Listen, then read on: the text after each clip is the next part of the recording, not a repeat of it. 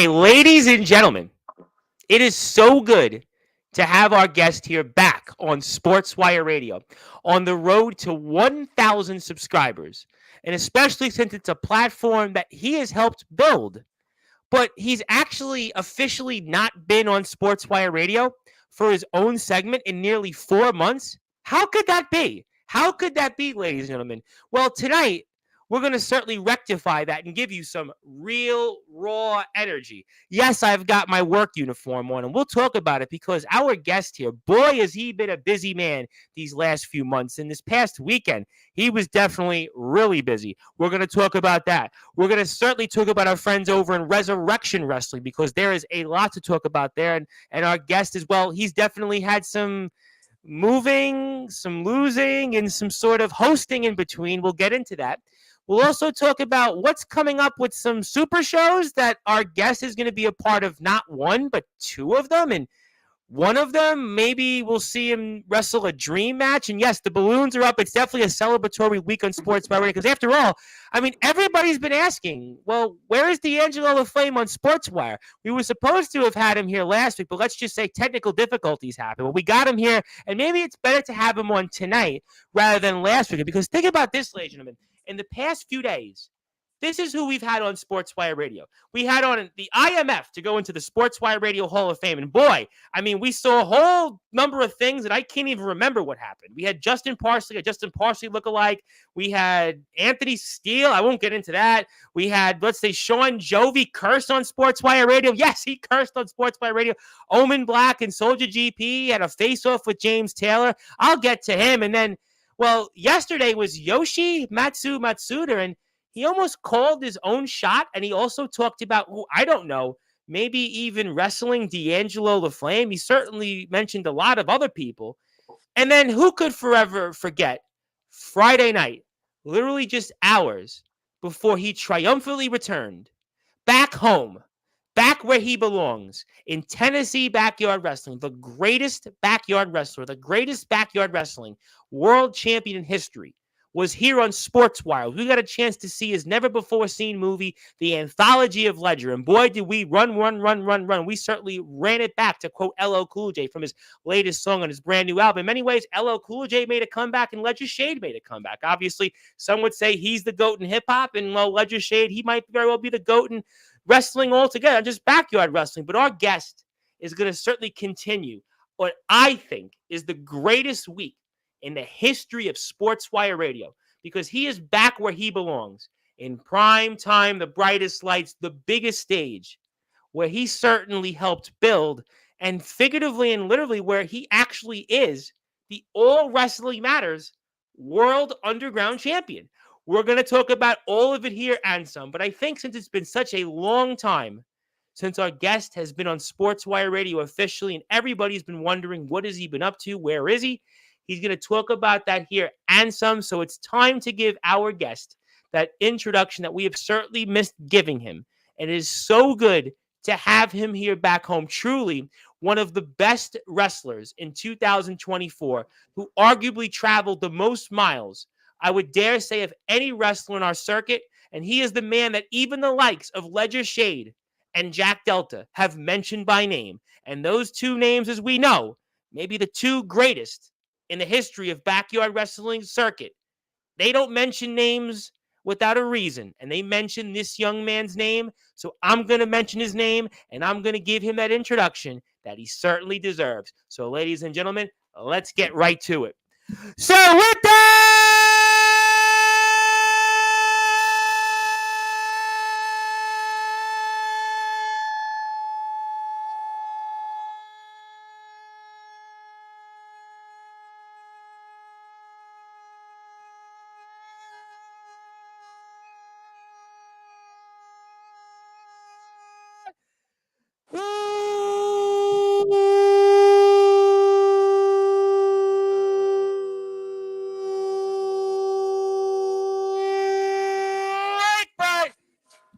further ado, here on the Sports Report,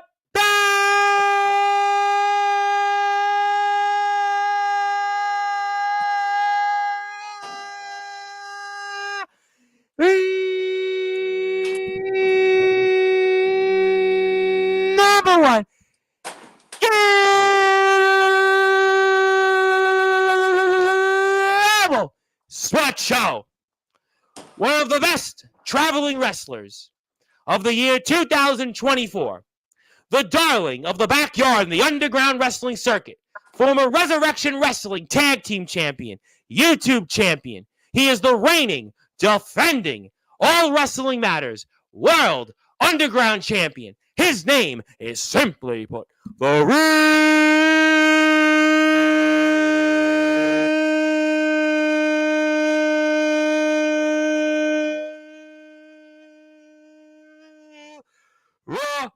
Energy. Dangelo.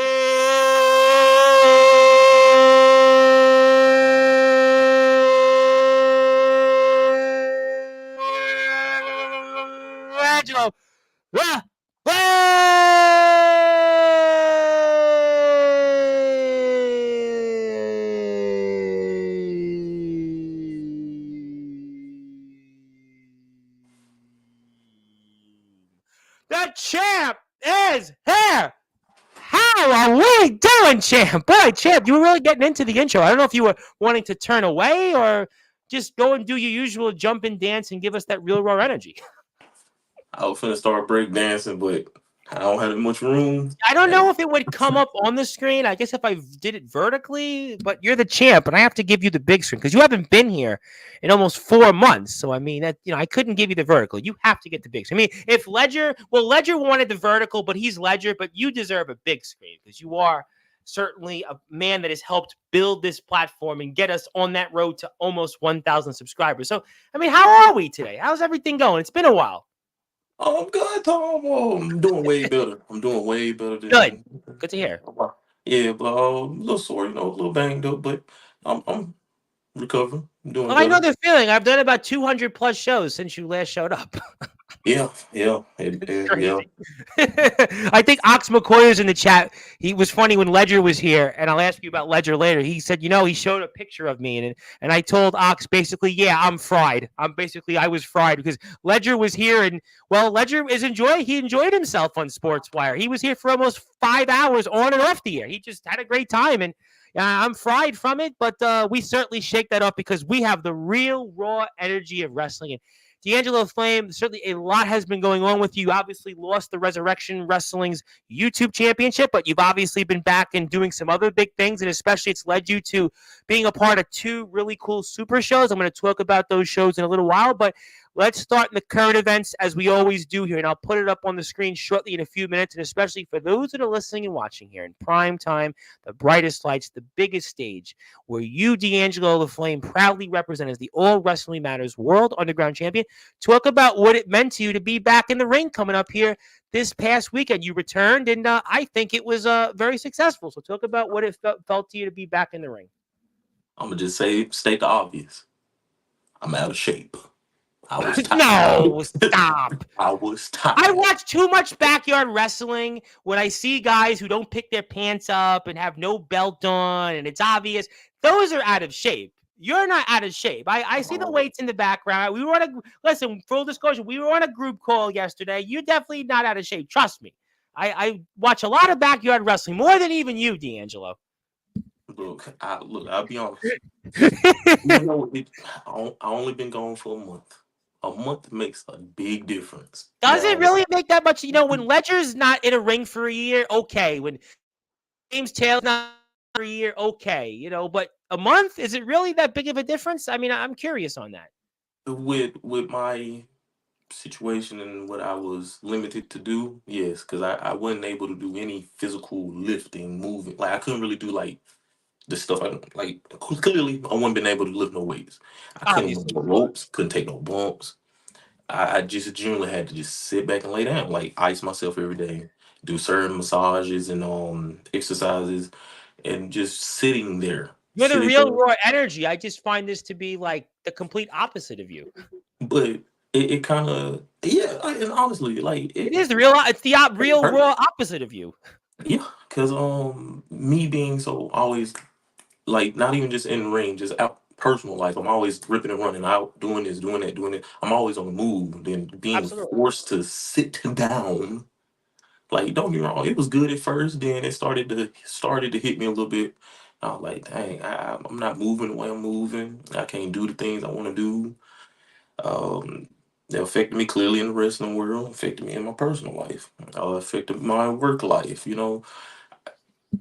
got two little kids, so imagine running around trying to lift. I can't even barely lift my kids.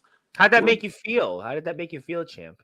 it really made me open up my eyes though. Of course, I was already big on like my body health, but it really woke my eyes up because of course I talked with some of my family members and their main thing was at the end of the day, you got kids. Your job is to take care of Yeah, your I mean, kids. listen, I'm gonna break the fourth wall. You and I spoke, and I won't say what exactly it was, and I said the same thing. I said, listen, don't worry about it. People love you personally. You're such a good person. You're so humble. Everywhere I go, there's a lot of people that come on this platform, and people have a lot of opinions, right? But people love you. You have, when your name comes up, it doesn't matter what promotion you've been in, or even people that come on this platform, you invoke a certain feeling, kind of like a Sean Jovi. Everybody loves Sean Jovi when he comes here. Sean Jovi's beloved, and it's the same kind of motto. And I said the same thing to you. Listen, nature will take its course, to use a phrase from Aaron Blaze, my buddy Aaron Blaze. We'll get to him later.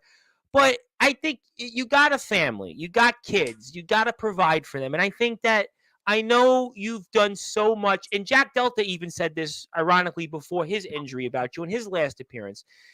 You can't be everywhere. You have done so much for our circuit, so much for our community, uniting people, that it's okay to take a break. It's okay to unwind, and you needed that because you have a beautiful family. You have a job you have to attend to, and those are the most important things. And I think everybody, because of how everybody views you, I think that they'll understand, and they want to see you in the best that they know you'll be whenever and whatever you want to do. And as you certainly resumed that this past weekend.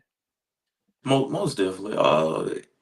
And yes, I do feel like everybody understood, and I didn't feel like nobody took it the wrong way. But just me personally, I've been said it numerous times. I take my wrestling seriously. I take my booking seriously. Oh, So I when know I you do. I know. Listen, so you work so hard. I mean, what you've done, I mean, it speaks volumes. You've come so far. First time I spoke with you about 10 months ago, and to where you went, it was really a meteoric rise. You would have got there. You had the tag titles and Resurrection for sure, but you had really a meteoric rise that, other travelers like Jack Delta, Aaron Blaze, Omen and Soldier. I don't even think Omen and Soldier had such a meteoric rise than what you did, because you went from all of a sudden just a guy that, people knew. They knew you from the Resurrection. You've had a lot of success there. We love Resi on Sportswire, the TBW stuff. You've been there, but then you just all of a sudden you're here, you're there, you're there. You want to go there, you want to go there, and you're human. It's okay. I mean, you're human.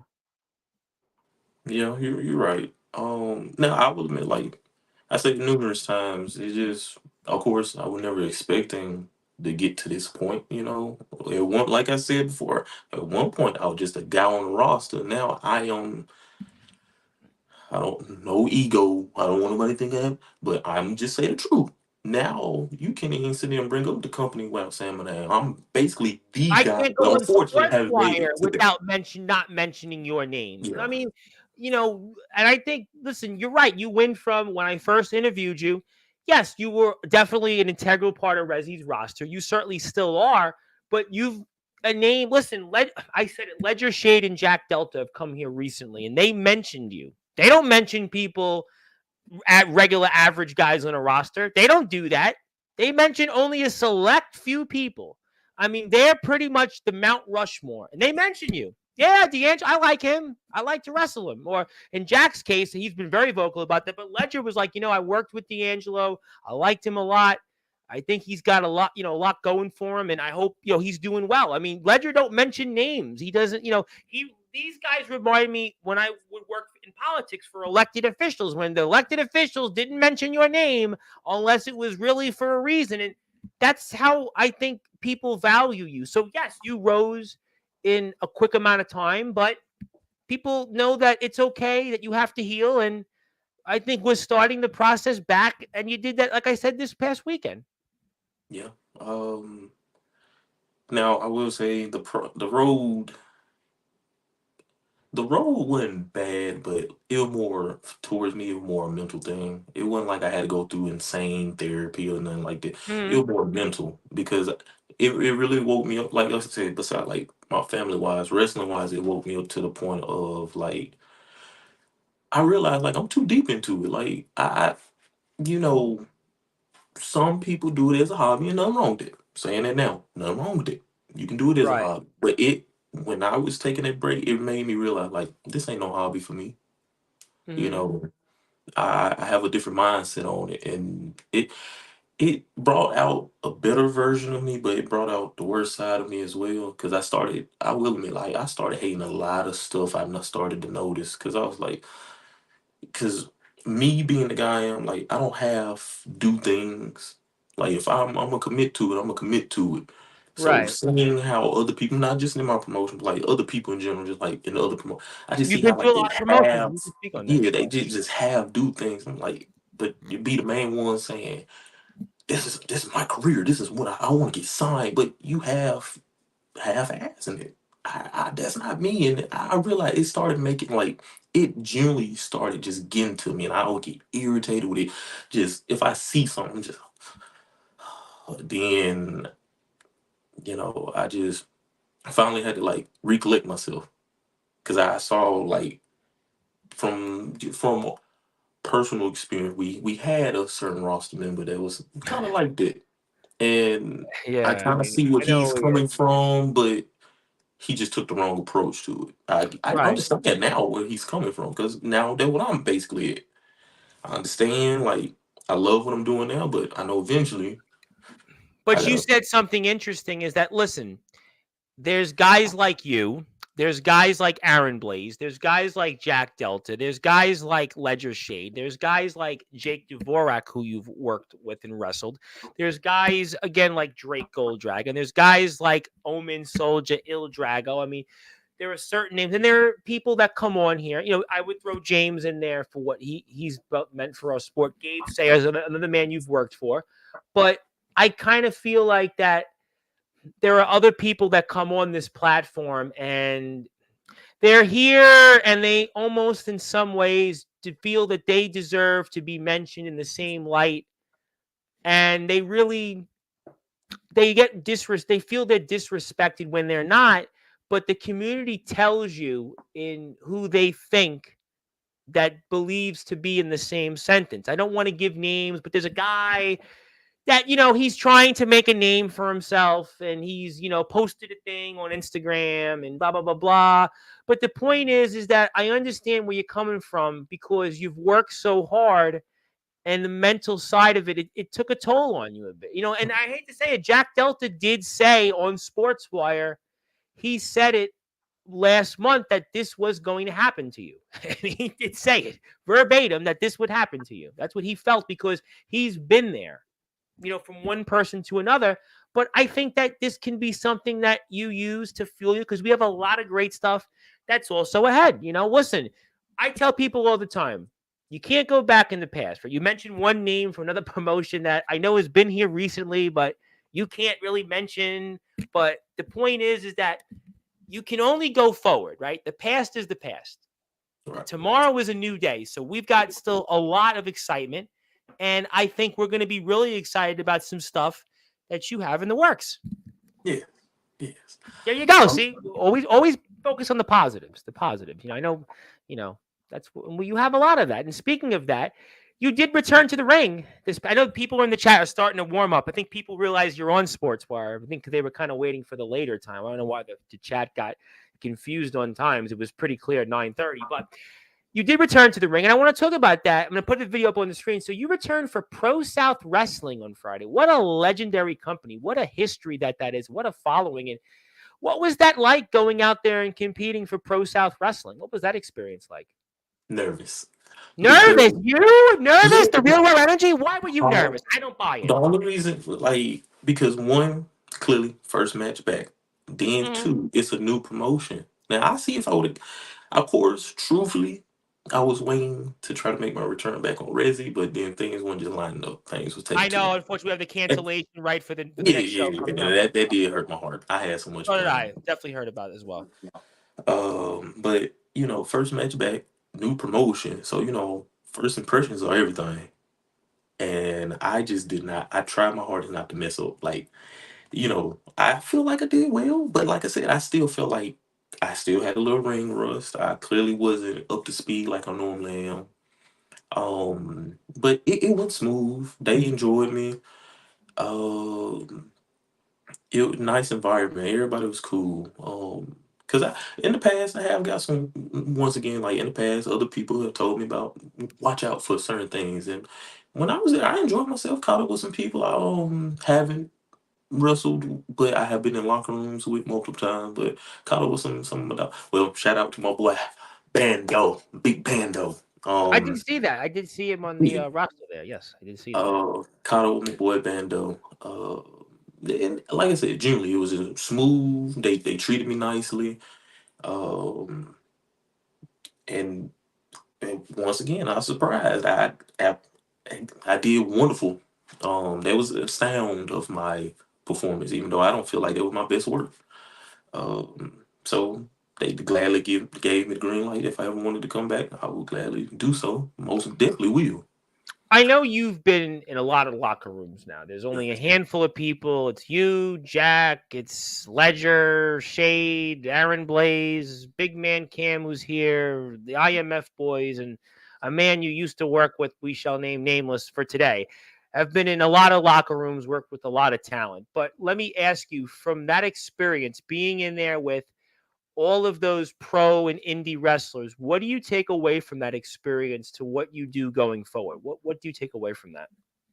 Um, the biggest thing is just do your best, stay out the way, just because okay, behind the scenes, we all know I'm darling, I'm a baby face. Let's just break Yes, it. you are. But You when I are. got there, they wanted me to play as a heel. Of course, I wasn't used to it, but I'm not going straight. I'm not gonna tell them no. I only work baby face. On But Sportswire, you could tell me if you don't want to play a character, but I understand in the indie world and the pro world, you yes, have to speak because up. at the end of the day, that's not my choice. You're at the end of the Gotcha. day, he's the owner, he's the booker. If he want me to play a heel guy, I'm gonna come. I'm gonna come with I it. understand. So it made me realize, like, well, first promotion, I really had to like go by a script. Oh, wow. So Okay. yeah, so it was new to me because I was like, I'm so used to either the booker or promoter say, hey, go out there and do your own thing, or call it in ring, something like that. But that was the first time I generally had to like 4 or 5 sheets of paper. Okay, I need. I don't know if I like that though. I mean, I Yeah, don't. I know people. it kind of just like I don't think it. I'm going to be honest. I know they're this indie company, and I know. Listen, I'm going to now morph into the man that we shall name nameless. But I don't think that helps a wrestler when you are forced and contrived. I mean, I'm sorry.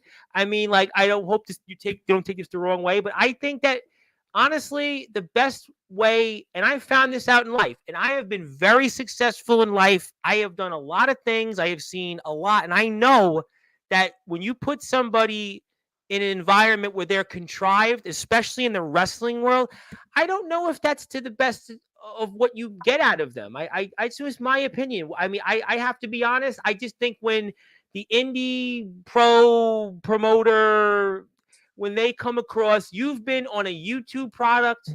You have been in front of bigger crowds. I gotta be honest, you've probably been on higher viewed shows than what you were on. You've been in TBW, you were in Riot in the Ring, you were at Summer Bash. So I kind of feel like, and I get it, you're the yarder, undergrounder. You can't really voice your opinion. But I just think to me, to a 40-page script, I worked in politics. When somebody told me to read a script, you know what I did? I ripped it up and threw it in the garbage. That's exactly what I did. So I think, again, do whatever you want. I'm not trying to sound like the man you used to work with, but I just think that's not going to help your career going forward. That's my opinion. no, I won't.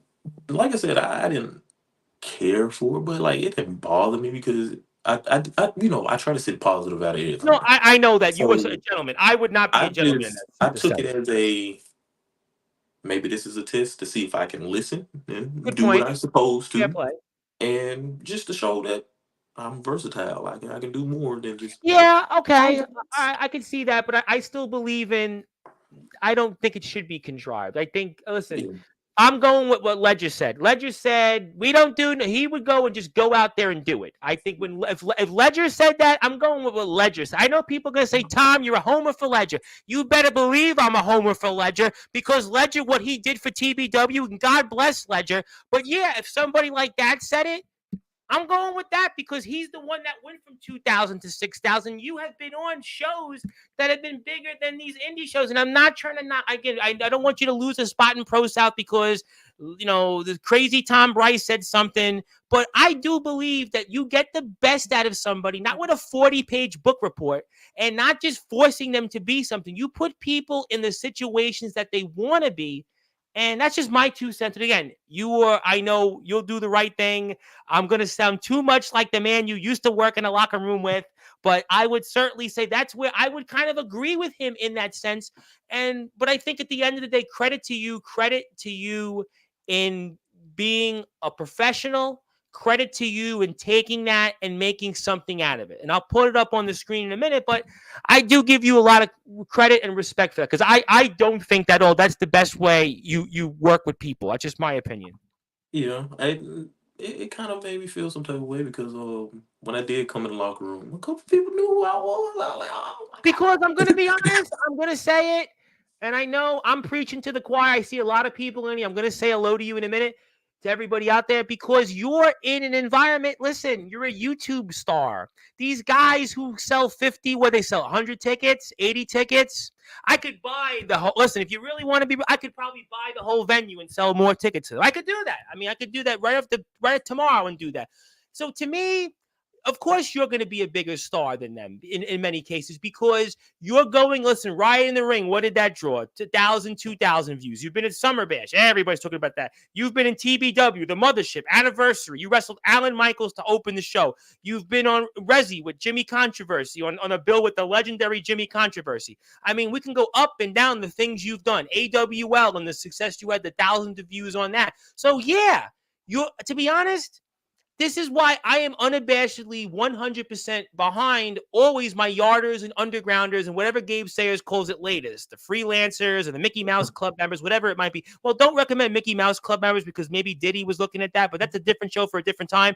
But this is why I support our yarders and undergrounders unabashedly because I think sometimes the indie guy doesn't realize that it's the yard guy and the underground guy that knows how to cut a promo, knows how to promote themselves, knows how to go on Instagram and talk about to their audience, and they know how to basically get to the algorithms, whereas they're focused on just basically the hot dog and a handshake, and they're just focused on basically, well, just, okay, yeah, I'm a pro, but really you're a pro, but nobody knows you. I'd rather be a yarder and an undergrounder sometime where everybody knows you than being a guy that, okay, 50 people saw you. I could buy 50 tickets at a venue too, and they could show up, Just saying. Just saying. Just say, pretend you never heard that conversation from me. Don't tell Pro South I said that because we want to make sure you get booked there again.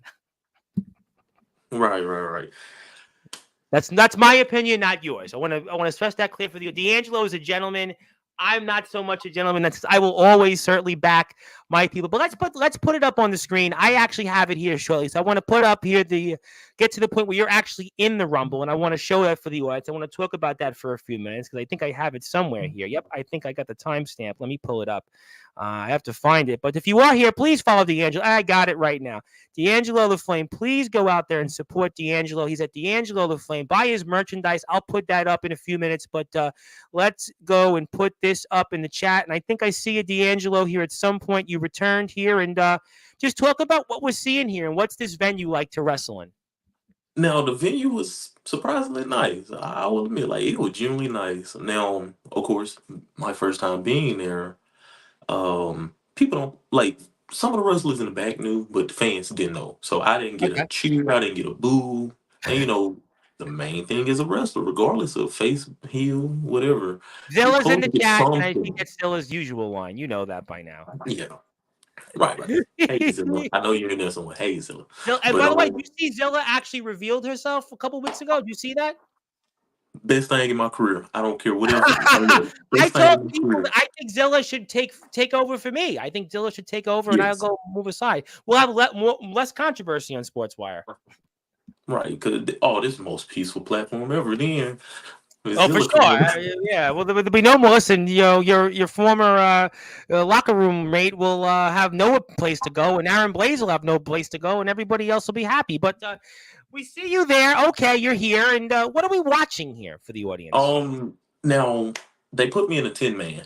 I wasn't expecting being in a 10-man. Yeah, I mean, boy, you really want me to shoot on this, don't you? Like I wasn't upset about it. Nothing. I was actually surprised. Like, oh, y'all gave me another spot. Cool. But yeah, they put me in a 10-man.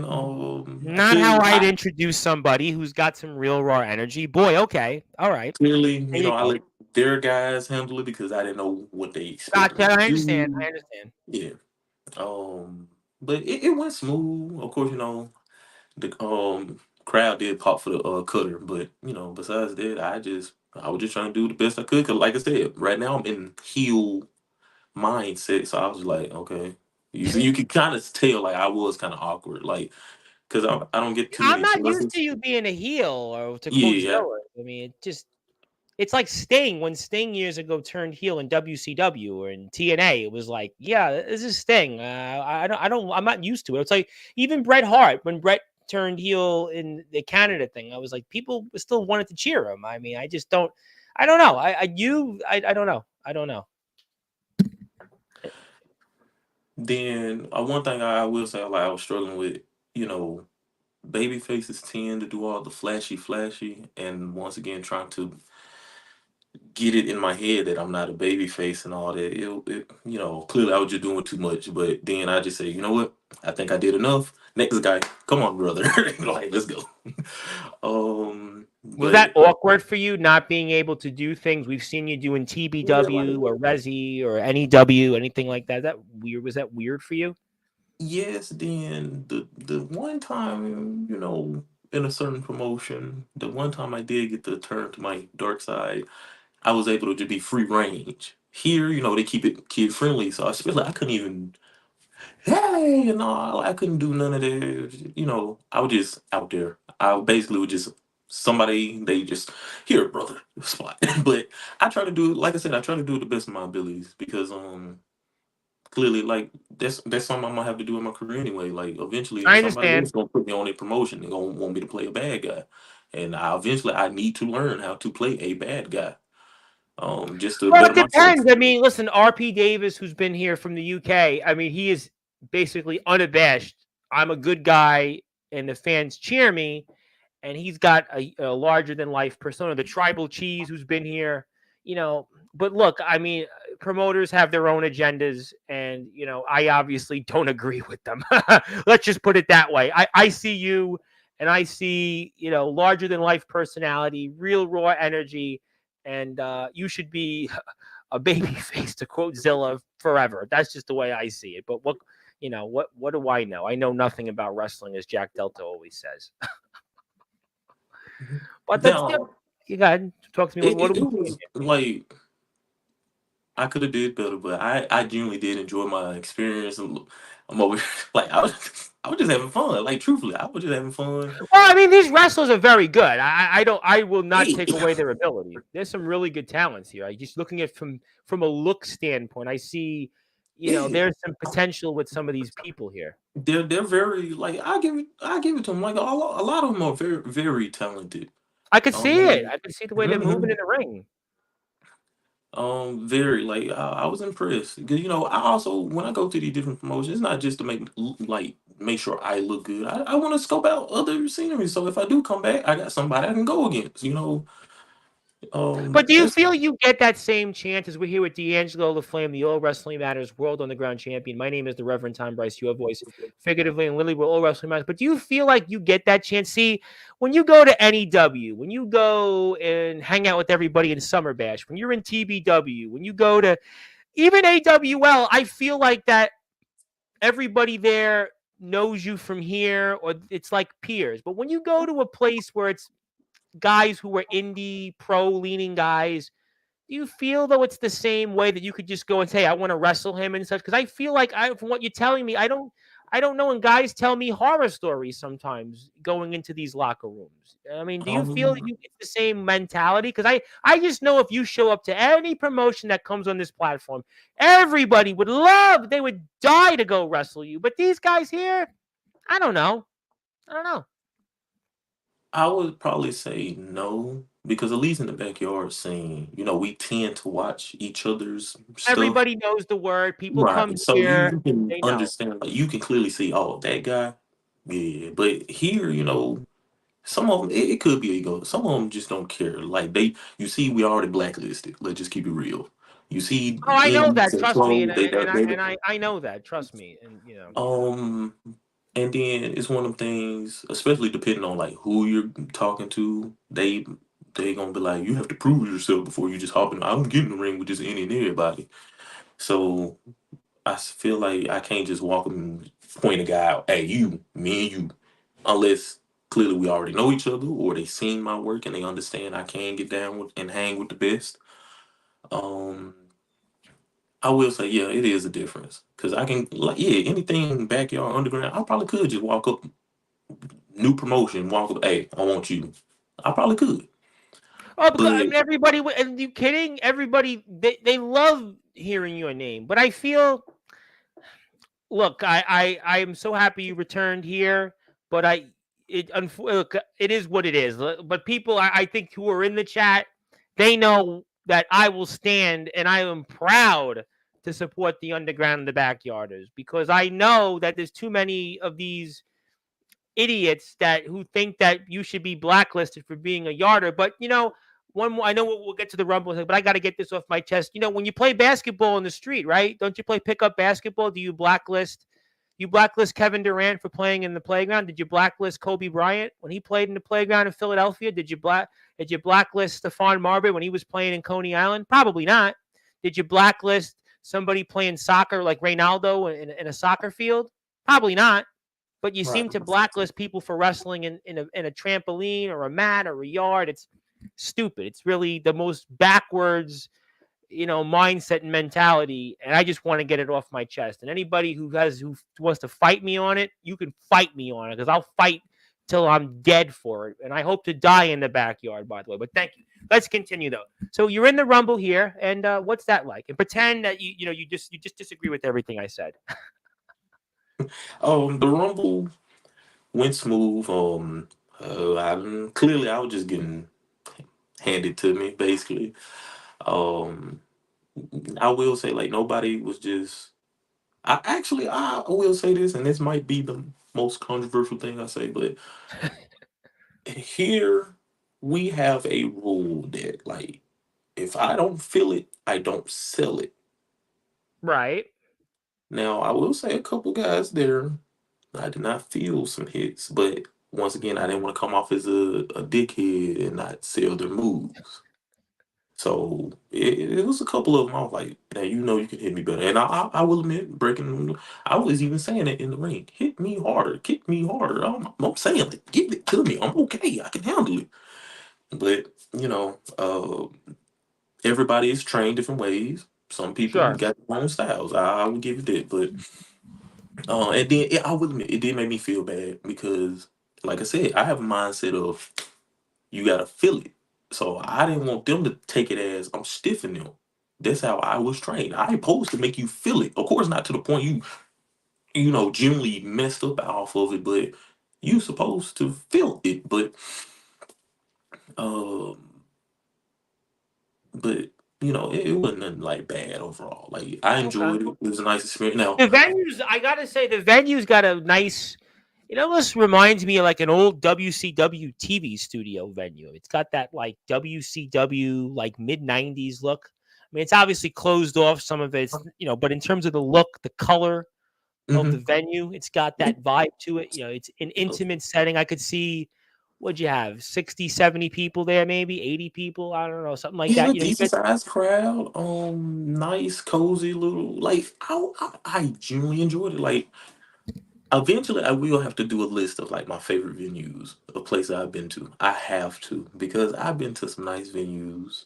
Um, that from the and what always get me. the venues from the outside be looking horrible. But when they get in the inside and people use their creative minds and build it up and make it look so, it is wonderful. It's a wonderful thing. I'm gonna get real still shot for this. I enjoyed when you were in the TBW venue. I know people gonna say he's a homer for TBW, but that's to me where you were on your biggest stage was the TBW venue, and Yes, I because don't know. TDW, shout out to all God, y'all, but y'all get love like TBW. I will admit, like I love y'all venue as well. I don't care if it's in the backyard, dog. I There's enjoy you something feeling like I'm special coming about out the curtains. TBW. I get goosebumps. Listen, TBW, I get goosebumps when we see Atomic Titan as the ringleader and Alan Michaels as the trendsetter. When Ledger came out, I mean, literally, I mean, I could have had a heart attack like Flair on Nitro. I mean, I don't know, but this is a nice venue. It's a nice venue, but I hate to say it. These are pro guys and they're weekend warriors, and a quarter of these guys are wankers. A quarter of these guys, are judgmental. A quarter of them are probably really sentimental, and a quarter probably recognized you. And it's just not. I just decry it. I mean, I know there's some people in the chat that want me to talk about it. I'll definitely get to that. We have a lot to talk about, I'm sure. But look, it's nice to see you in a pro setting. I think that's obviously what everybody does aspire to.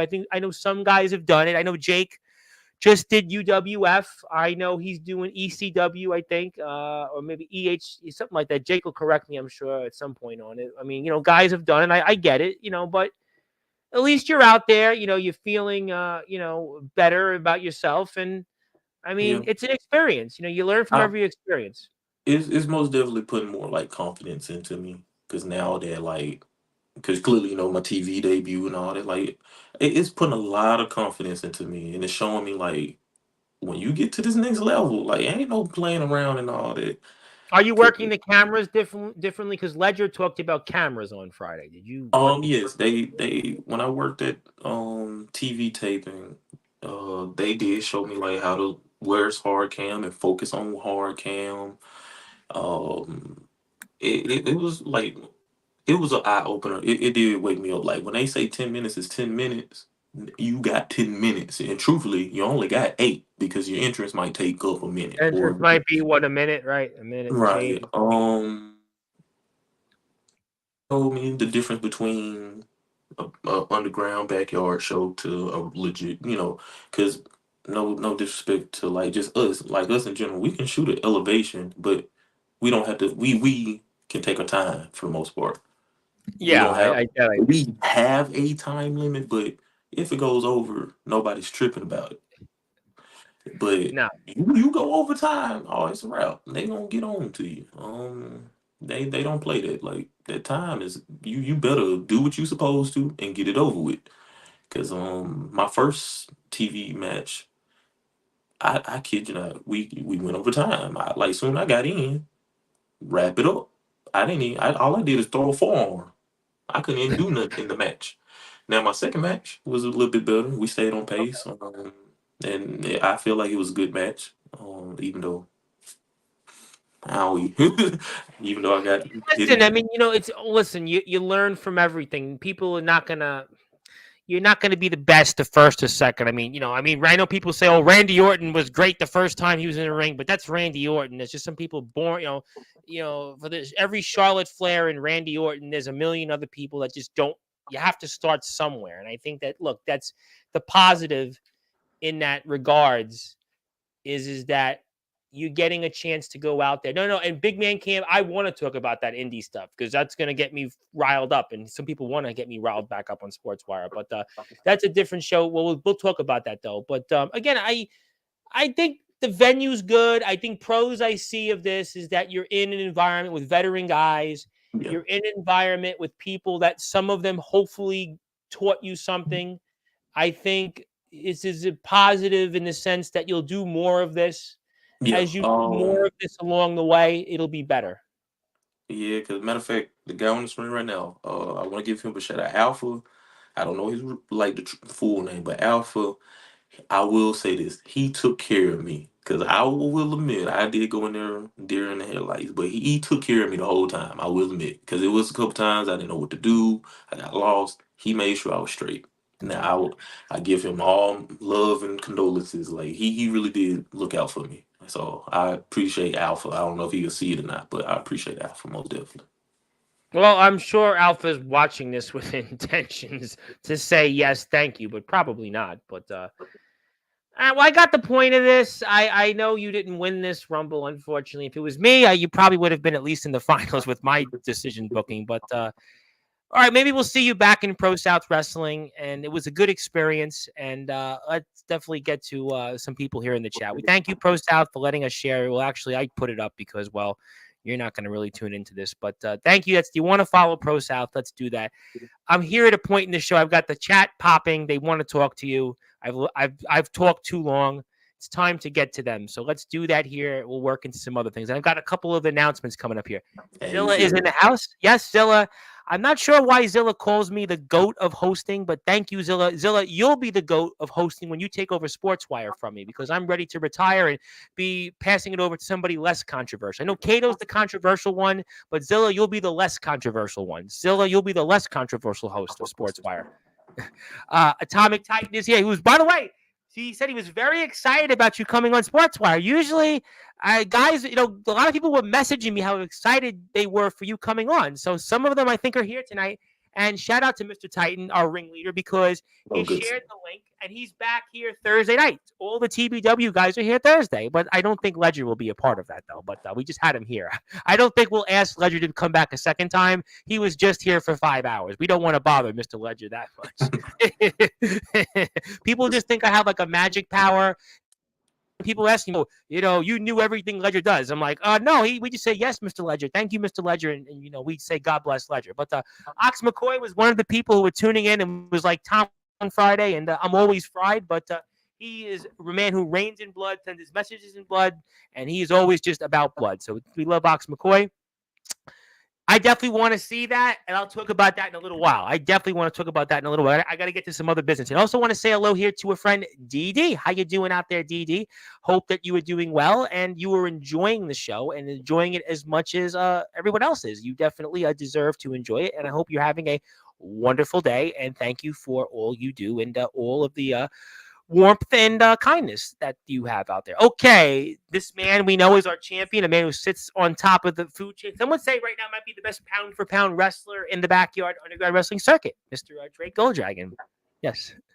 We'll get to Rezi in about 15 minutes. I'm going to get to Rezi. I'm getting to that. I'm going to spend some time on. I don't know if I'll spend an hour on Pro South again, but I'll definitely talk about Rezi.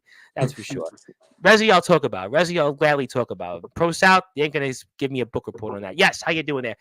Joe Reaper, the Grim Reaper himself. He should have put the Grim Reaper Joe Anderson, but he called himself Joe the Reaper Anderson. But we love the Grim Reaper. The Grim Reaper and Atomic Titan had a war. And Atomic Titan won but lost at the same time. It's so Atomic Titan. He wins but loses at the same time. But how you doing there, Mr. Grim Reaper? Where's Jacob Young? I always feel like as Joe Anderson goes, so does Jacob Young go. But I won't bore you with that. A man that obviously, who I think he's going to be the next you. I really think Il Drago is going to be the next you because his last appearance on Sportswire on Thursday, he started to remind me of you. He was almost coming out of his shell. He was almost coming out. He was entering the dragon. I will say this. Drago. I seen it. You were looking quite nice, brother. You were looking. He was. I tell you what. Brother. He was definitely doing that. I tell you what. Il Drago had the whole fit on. When he took his glasses off, he took his glasses up. He took his, he was like, wow, he's like almost like channeling his inner Bruce Lee. He's entering the dragon. I mean, I think he's going to be like 3 months from now, we're going to be talking about Il Drago. Where's he going? Where's he not going? Where's he going? And, he's going to be like you almost. It's going to be almost like everyone talks about Roman and Cody. It's going to be you and Il Drago somewhere. Hopefully not. He got the potential. You definitely got the potential. I mean, I was glad he came out of his shell on Thursday's show. He was dropping bars comparable to the man you used to work with. We can't name. The little time I did see him at Summer Bash, like I was impressed. Yes, love Il Drago. I mean, what he can do is just, I really am excited that he got a chance to say what was on his mind finally. Yeah. Really glad about that. Definitely do that here. Yes, and Zilla remind us to say hello to Il Drago. Yes, we is here, and we definitely appreciate that very much. I don't love LeFlame, but he can't be even running the ropes nor bump right. Yeah. We Oh, could say, well. well, I'm not sure. We could say resurrection, but well, everything's good with my end with resurrection. Are you? Do you mean the man that used to work in resurrection? We can't say his name. I know what he talking about because earlier I was saying you can't bring up resurrection without saying my name. Okay. Because I was like, we can mention Resi on Sportswire. Everything's good with us. I mean, Cameron Cage was here, and Jack Spade's back in a couple weeks. Apparently, Justin Parsley is deciding he wants to co-host a show with me to interview Jack Spade. I don't know if you heard about that yet, but now you just did. But that's there you go. I got a clever one here from an individual who shall name nameless. It says, "Yo, LeFlame, come to Oregon. It would be worth your while." Now, I think what he's talking about is a company called BTW, which has a big following, by the way, 3,000 plus subscribers. They have some pretty big names out there. It's some names like RJS, who's a well accomplished yarder. He's defeated Jack Delta, by the way. Navon McDonald, names you probably heard of. Swift, some guy, Jacob Frost, Comatose, and BES, who's probably the flyest looking guy, maybe right after Il Drago. And he's saying for you to come to Oregon, Roseburg, Oregon. So I don't know if you've been to Oregon, but maybe next summer. But who knows? You might be in WWE by now. You might be in WWE. Now I will say this: this can't get to the wrong person, but Wrong if person. I come to Oregon, I gotta go see the Oregon track team, the track and field. Them ladies are nice, but you I ain't thought you. heard I thought you me. were gonna say. I thought you were gonna say two things. One, you wanted to go to a dispensary, and the second one was I thought you were gonna want to see the Oregon Trail. Oh, well, I can go to a dispensary. I just No, with my I don't. I job, I don't can't do smoke. it. I don't know. I see. I don't know. For those who are out there, I don't smoke, so I know nothing. I know people who think, Yeah, "Oh, I he's don't always a either. burnout," but I don't. So I don't know. Like, But I I'm think more into Oregon is that. also where it wasn't where Oregon was Nike was made, right? Where's Nike made from originally? Isn't where Nike was created? I think. I think. I mean, I'm sure now the shoes are made in like Indonesia, but once upon a time it was from Oregon there. But okay, yes. Hi to the greatest man who ever lived. Yet we don't know him, but we said Oregon. Whatever. Gonna get to him. I got some announcements. I got a lot to get into, and there you go. Would love to go head to head with LeFlame in the squared circle one of these days. I told you, I see the I'm here for similarities. it. It writes its own story. Now I know in Iowa or in Summer Bash somewhere they would certainly get the business it would draw. I don't know if Crow South would get it. They probably turn you both against each other and have you slip on a banana peel. But that's okay. We'll move on here. You hear nothing about it. Yes, Big Man Cam is back, and I have a Big Man Cam announcement in about 10 minutes. Thank you, Zilla. Yes, he's the RBW champion. Yes. Skulls is in the house. By the way, Skull was just hanging out with Obey. Obey, the one and only Obey, who famously put a gun on Sportswire. And Skulls reached 500 subscribers on YouTube not too long ago. Congratulations, 500 subscribers. Very impressive. Maybe I can borrow a few to get Got to to. 1,000. I need to borrow a few to get. I'm like almost. I think I'm almost at like 930 or something like that now. So maybe I'll have to borrow. Yes, we're proud of Big Man Cam, but D'Angelo LaFlame is here. Thank you very much, Zilla, for telling us. D'Angelo's here. That'll be get to that. Our buddy Jake Dvorak. I was speaking to Jake the other day. Was talking with him, and he says, "See you soon." I'm going to get to that. I got a lot to talk about with you tonight. Big Man Cam. Big Man. He just makes me laugh. Yes, thank you, Il Drago, but your performance on Sportswire was definitely GOAT-like, and on TikTok, people seem to agree. Yes, want to say hello to my buddy Brett Anderson from the UWA. I was supposed to have CJ here, but he'll be back a different time. But Jake Howell is here coming up on Saturday, so we're excited about that. D'Angelo, everybody loves him, and Big Man Cam wants to face Diddy, but I don't know. Now Diddy might want to. I got this for you. You can say nothing. Now, I think Diddy would want to put his face in Big Man Cam's, let's just say behind, because that's probably what he, certainly enjoyed. But I think that for Mr. Diddy, he needs to obviously focus on if he's going to become the next Epstein, and maybe Big Man Cam can figure out, his next appearance on Sportswire, which I'll announce in a few minutes. So just thought I'd throw that out there. But, those correction officers, you just can't, you don't know what's in their minds, But let's move on. Yeah, no Diddy. Thank you, El Drago. We're going to move on from no Diddy talk.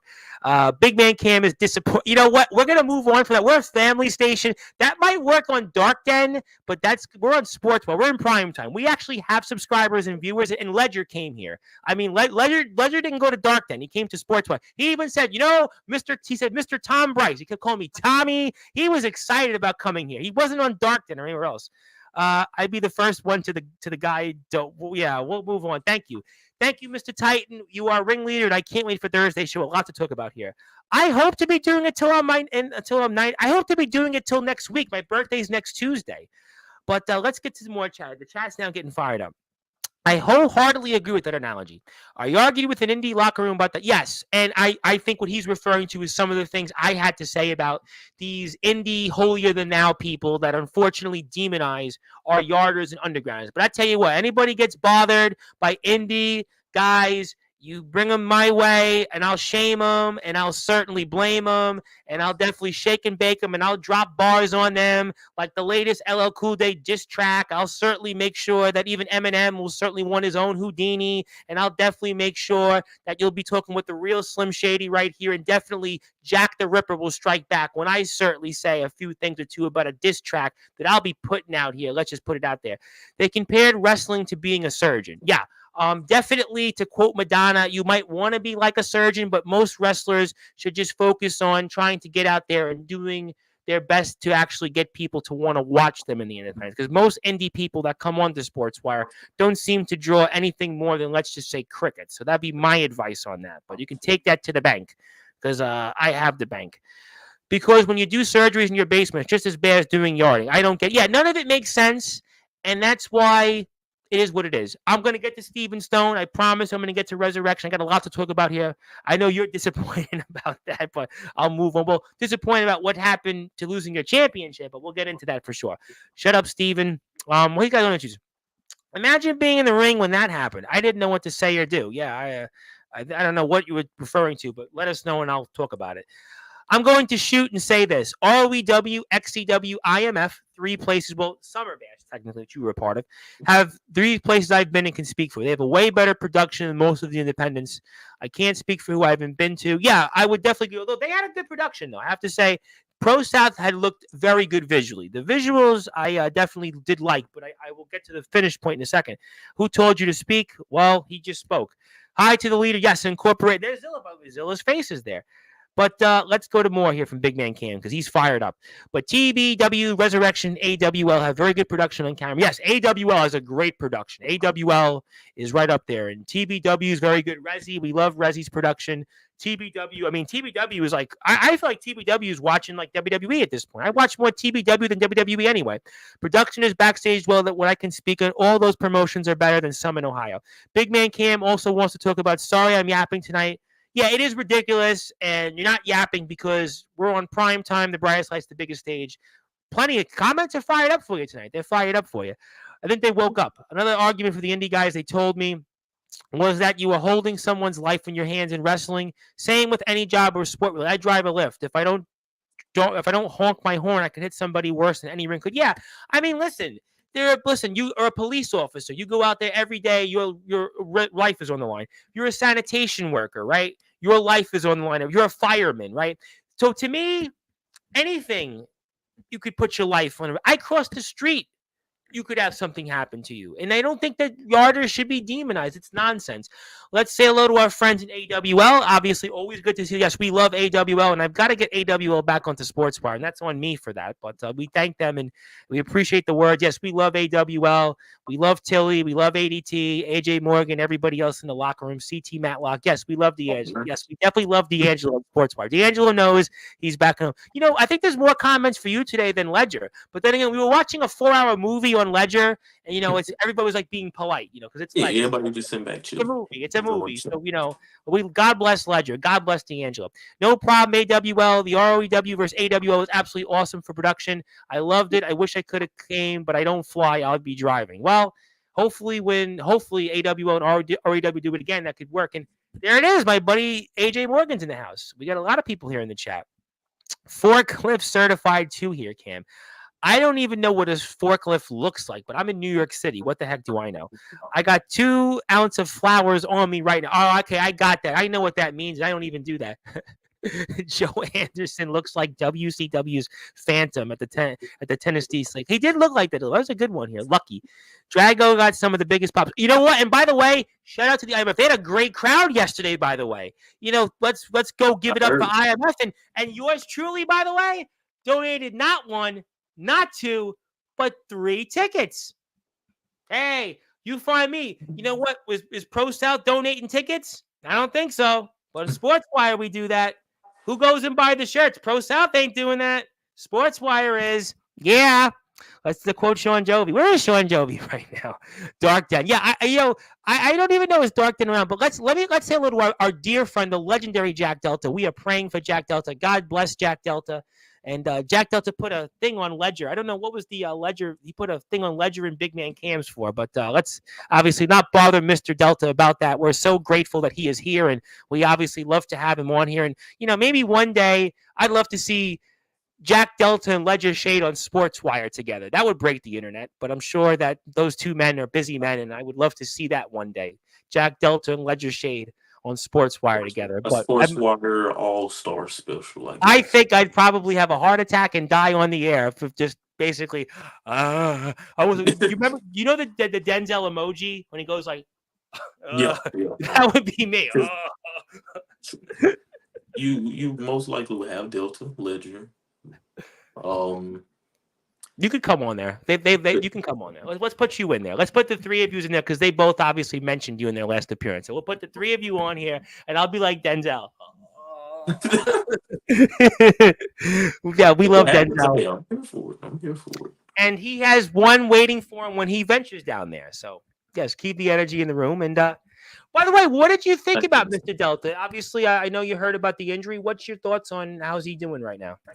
Well, first, Mr. Delta, I'm so sorry. I understand. You was on his legendary, historic run as ROEW champion, and it wasn't even your fault. It just, and I get it. I get it. Clearly, I just came back. Unfortunately, you had to go.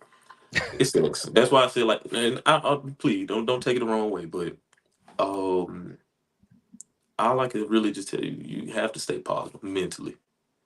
Your body is going to heal regardless, but you have to make sure your mental is a positive because, like I said earlier, like I was on some BS when I was on home sitting down because you have more time to think, and then you're thinking about, well, what's next? And because like my biggest thing, and I'm sorry I have to make it about myself, but like my No, biggest you're Dangelo LeFlame. Please do. my biggest thing was, I had all this hype and I had all this motion behind me, and unfortunately, I had to sit out. So I was like, "Oh damn, is the next guy gonna pop up?" And then I'm just, "Oh well, he was that guy. Now we got the new guy." And stuff like that. I don't know how Delta personally thinks about it. He been doing it for so long. He probably already know like I'm that guy regardless, bum leg or not. I'm that guy. So I don't know mentally how Delta will handle it. He might be more mental strong than me. Never know. But my advice to you, Delta, of course, just sit back, chill, relax, take the time. Wrestling is still gonna be here regardless. Yeah. Don't try to rush it. Now And we'd love to have him back on personally try to Sportswire. rush it. I would love to turn this. Could you imagine if Mr. Delta's the host on Sportswire? I mean, the viewership would go through the roof. Maybe if he would like to come on to Sportswire and take over for me, I'm sure that a lot of people would be very happy about that. I mean, that would obviously be something that maybe that would be something he would like to do. And Yeah. Just see the positive in it. Sit back and because like clearly with me, from not a wrestling standpoint, I hosted. I didn't have no problem. I enjoyed hosting. Now, yeah, I mean, I'm I not would love built to have for it. Mr. Delta At the on end of the show, Sportswire to my host. voice was gone, but I wasn't built for it. He should, I was disappointed because I was hoping Mr. Delta would have, popped in and said hello to Mr. Ledger, and I was kind of waiting for that moment, and I just didn't think that was. I was kind of hoping, and Mr. Ledger even dedicated in his movie a segment to Mr. Delta, and I was kind of waiting for the moment, but it didn't happen. So I guess we'll have to be, to quote Lisa in the Cult Jam, we're lost in emotion. But yes, thank you, Mr. Delta. We'll come back if you want to host on Sportswire. We definitely love it, and I hope that you join me next Monday on my birthday, 9 o'clock Eastern time. Hopefully, you'll want to come and tune in to say hello to me and roast me on my birthday. Yes, this is a family-friendly show. Absolutely. Thank you for confirming that, Big Man King. I've been telling you that for months. Good. Glad to hear. About time. We'll get to the announcement in a few minutes. Does his still show on? Does anybody know in the chat? Is that show still on, by the way? No shade here, but is that show literally shade, right? But is that show still existing? I'm just curious for the audience here. Let me know. Let's move on here to more pressing events. Bloody Uso, Ox got some pops too. Yeah, listen, big crowd, by the way, I saw.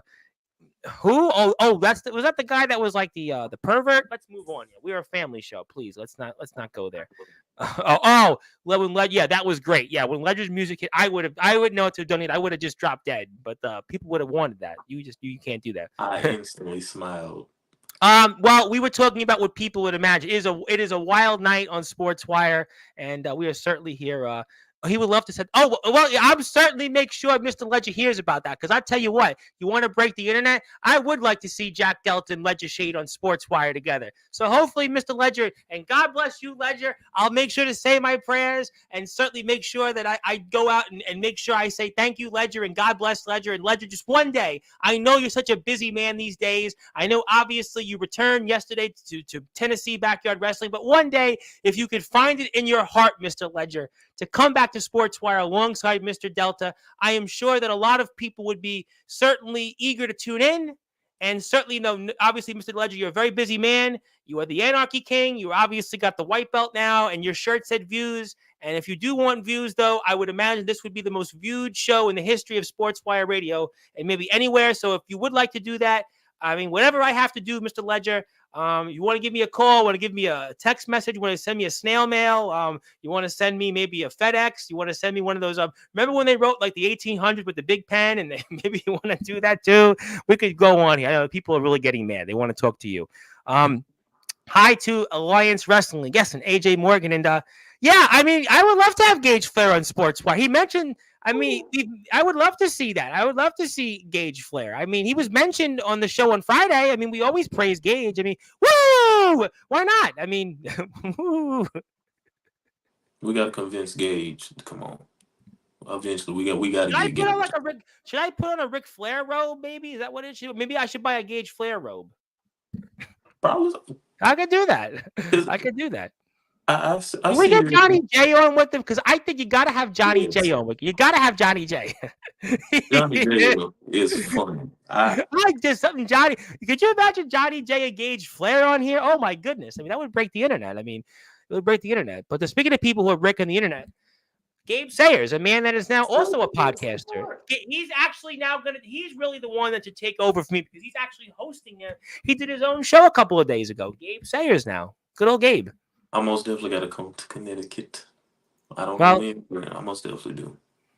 And I won't minds. I won't minds against Gabe, because it's one of those things, like, I've been around Gabe too many times not to do anything with Gabe. It's way long overdue. Yes, and it was certainly nice to see him in Resi a couple of months ago. He was very happy about his time in Resi. He mentioned it here last month on Sportswire. He was very, very happy about that. Mr. Delta would like to say a couple of things. I'm not mentally strong at all. The internet moves on from stuff so fast. I have so many goals. Yeah, don't be sorry about Mr. Ledger. He was obviously, he was in his own thoughts, and he was certainly continuing to talk. He was actually very talkative on Friday, so he really wanted to talk. I don't like advertising stuff if I don't know if it's going to happen. Good point. Yes, I agree. I want to apologize. No, there's no need to apologize. Apologize for what? Maybe that would have worked for the man that you used to work with and not in your own company, Resurrection. But let's not go there. He's been quiet tonight. I was wondering, where is he in the chat? I was wondering the man you used to work with. He's not here. But speaking of people that you have worked with, technically, James Taylor. What's up, Tom and D'Angelo? And this is a good time to make an announcement, because James Taylor is back here. He's back here, I believe, 10:30 p.m. Eastern time on Wednesday. James Taylor is back, and he's back. He's got a lot to talk about. We're going to talk about his legendary matches in 98, 99, and 2000. We're going to talk about when James Taylor had almost an afro and the curly hair and blonde and those legendary days in the TWF. And he's going to talk about more Pancho, some more cat posts for Stone Cold. And James Taylor is back. And speaking of people who are back, next Friday night, right after SmackDown, Big Man Cam has decided that he's no longer a product of Dark Den, or he's no longer a product of another podcast. He's got a lot to speak about, and he's coming on right after SmackDown next Friday in prime time, the brightest lights, the biggest stage, as the ROEW champion. So there you have it. Big Man Cam is back on Sportswire Radio, and I'm not done with some announcements here. And the chat is now getting fired up. Yes, thank you for that. Going to get me some followers. Yeah, I don't know if I'm the true chief of podcasting. I think the guy in Dark Den is. I think the guy in Dark Den, he's the leader of it. He's the leader of podcasting. Those eyes, he's got those nice eyes. Let's move on. Right. Yeah, yes, I saw the James Richardson thing. It's okay. Yeah, I saw the James Richardson thing, but it's all good. Called it, told you you'd mention Dark Den. Yeah, I did. You did, by the way, in the group chat, you did mention that. But yeah, we'll get into that. But let's talk before I get into a couple of other super shows. What's going on with Resurrection Wrestling with you? I mean, unfortunately, last month you finally lost the YouTube championship. You lost it to Jacoby. And obviously, we got a lot of stuff ahead in Resi. We have Jack Spade, who should be back here in a couple of weeks. It's been a while since Jack is here. Cameron Cage is here. And where do you fit in this current landscape coming up here in Resi? We know, Resi's had a great relationship with us here over the past year. And, I mean, where are we going from here now in Resi? Personally, well, first let me just state the obvious. Basically, I got too cocky. Got too arrogant.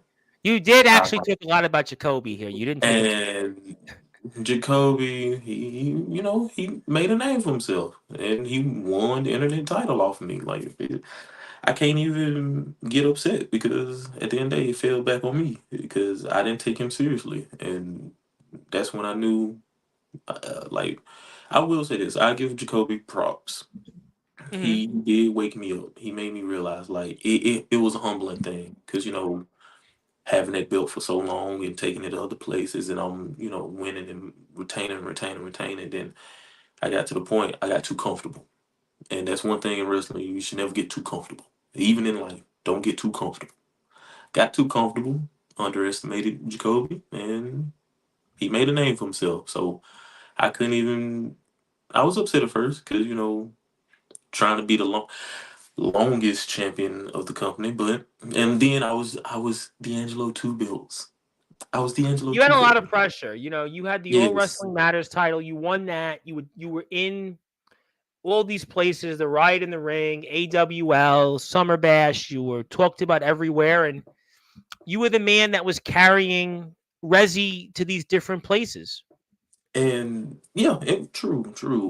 What made me kind of also feel bad because I kind of felt like I was giving other promotions too much time instead of my own promotion.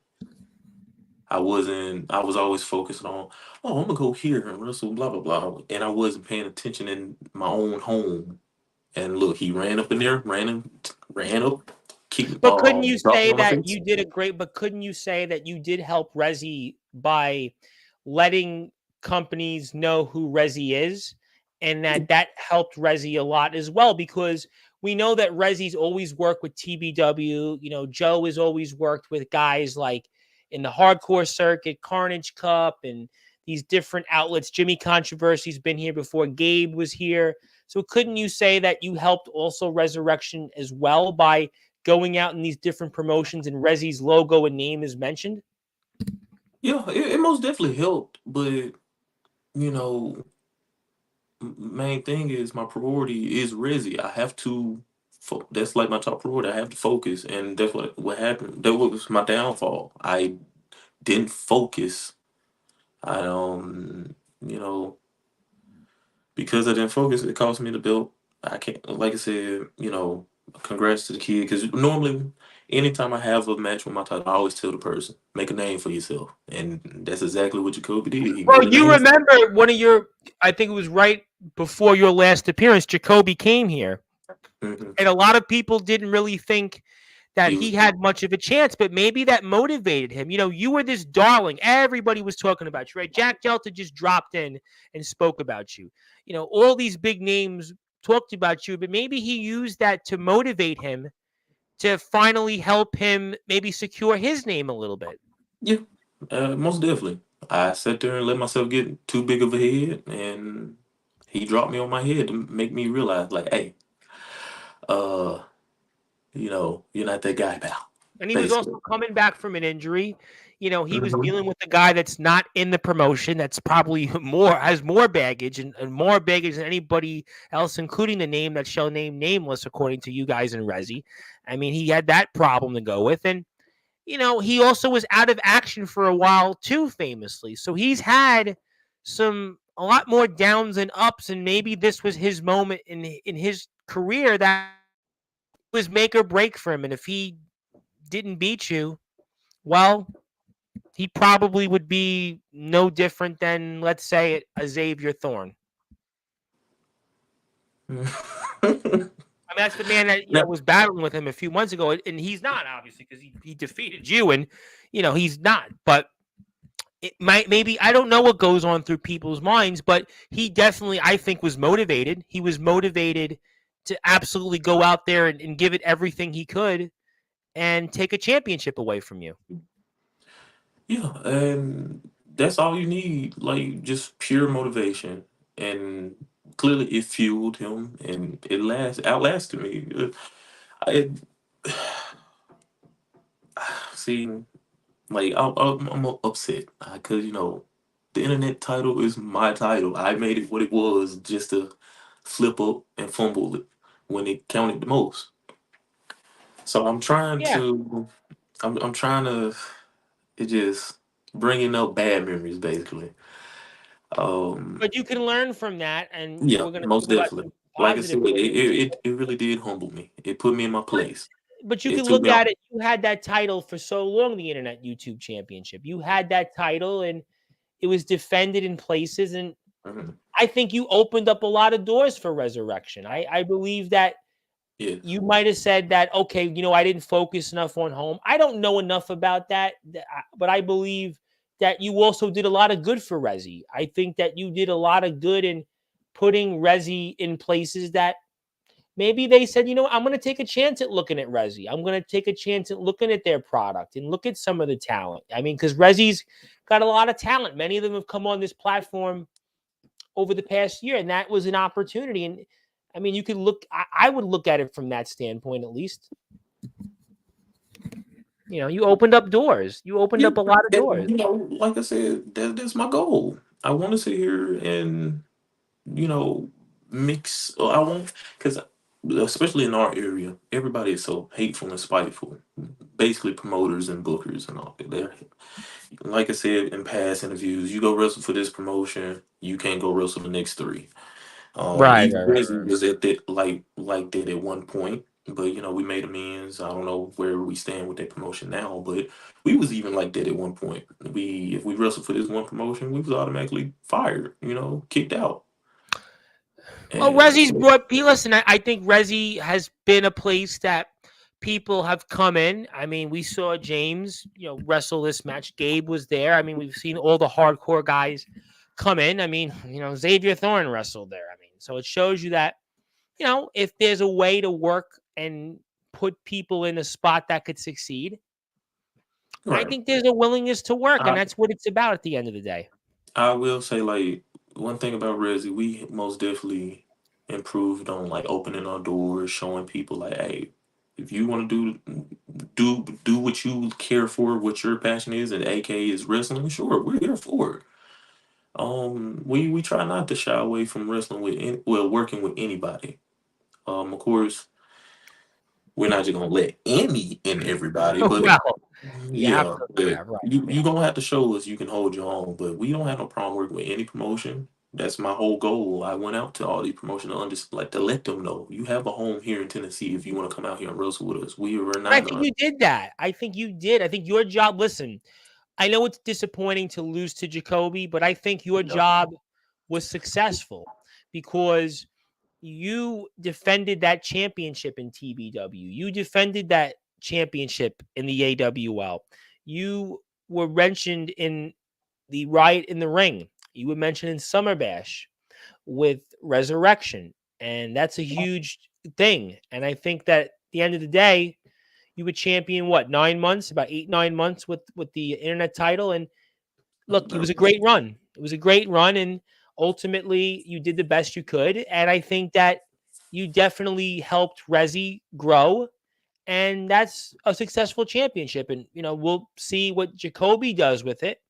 You've passed the baton to him in a way that I know we would prefer you. Listen, I'd prefer you to be the champion still, but I also like Jacoby. He's been here, and I think that he's a hard worker, and you know it's what it is. You have to move forward, and I think that he certainly has a lot of attributes, and Mhm. I'm sure that he'll do the best he can, and just like anybody else would. That's all.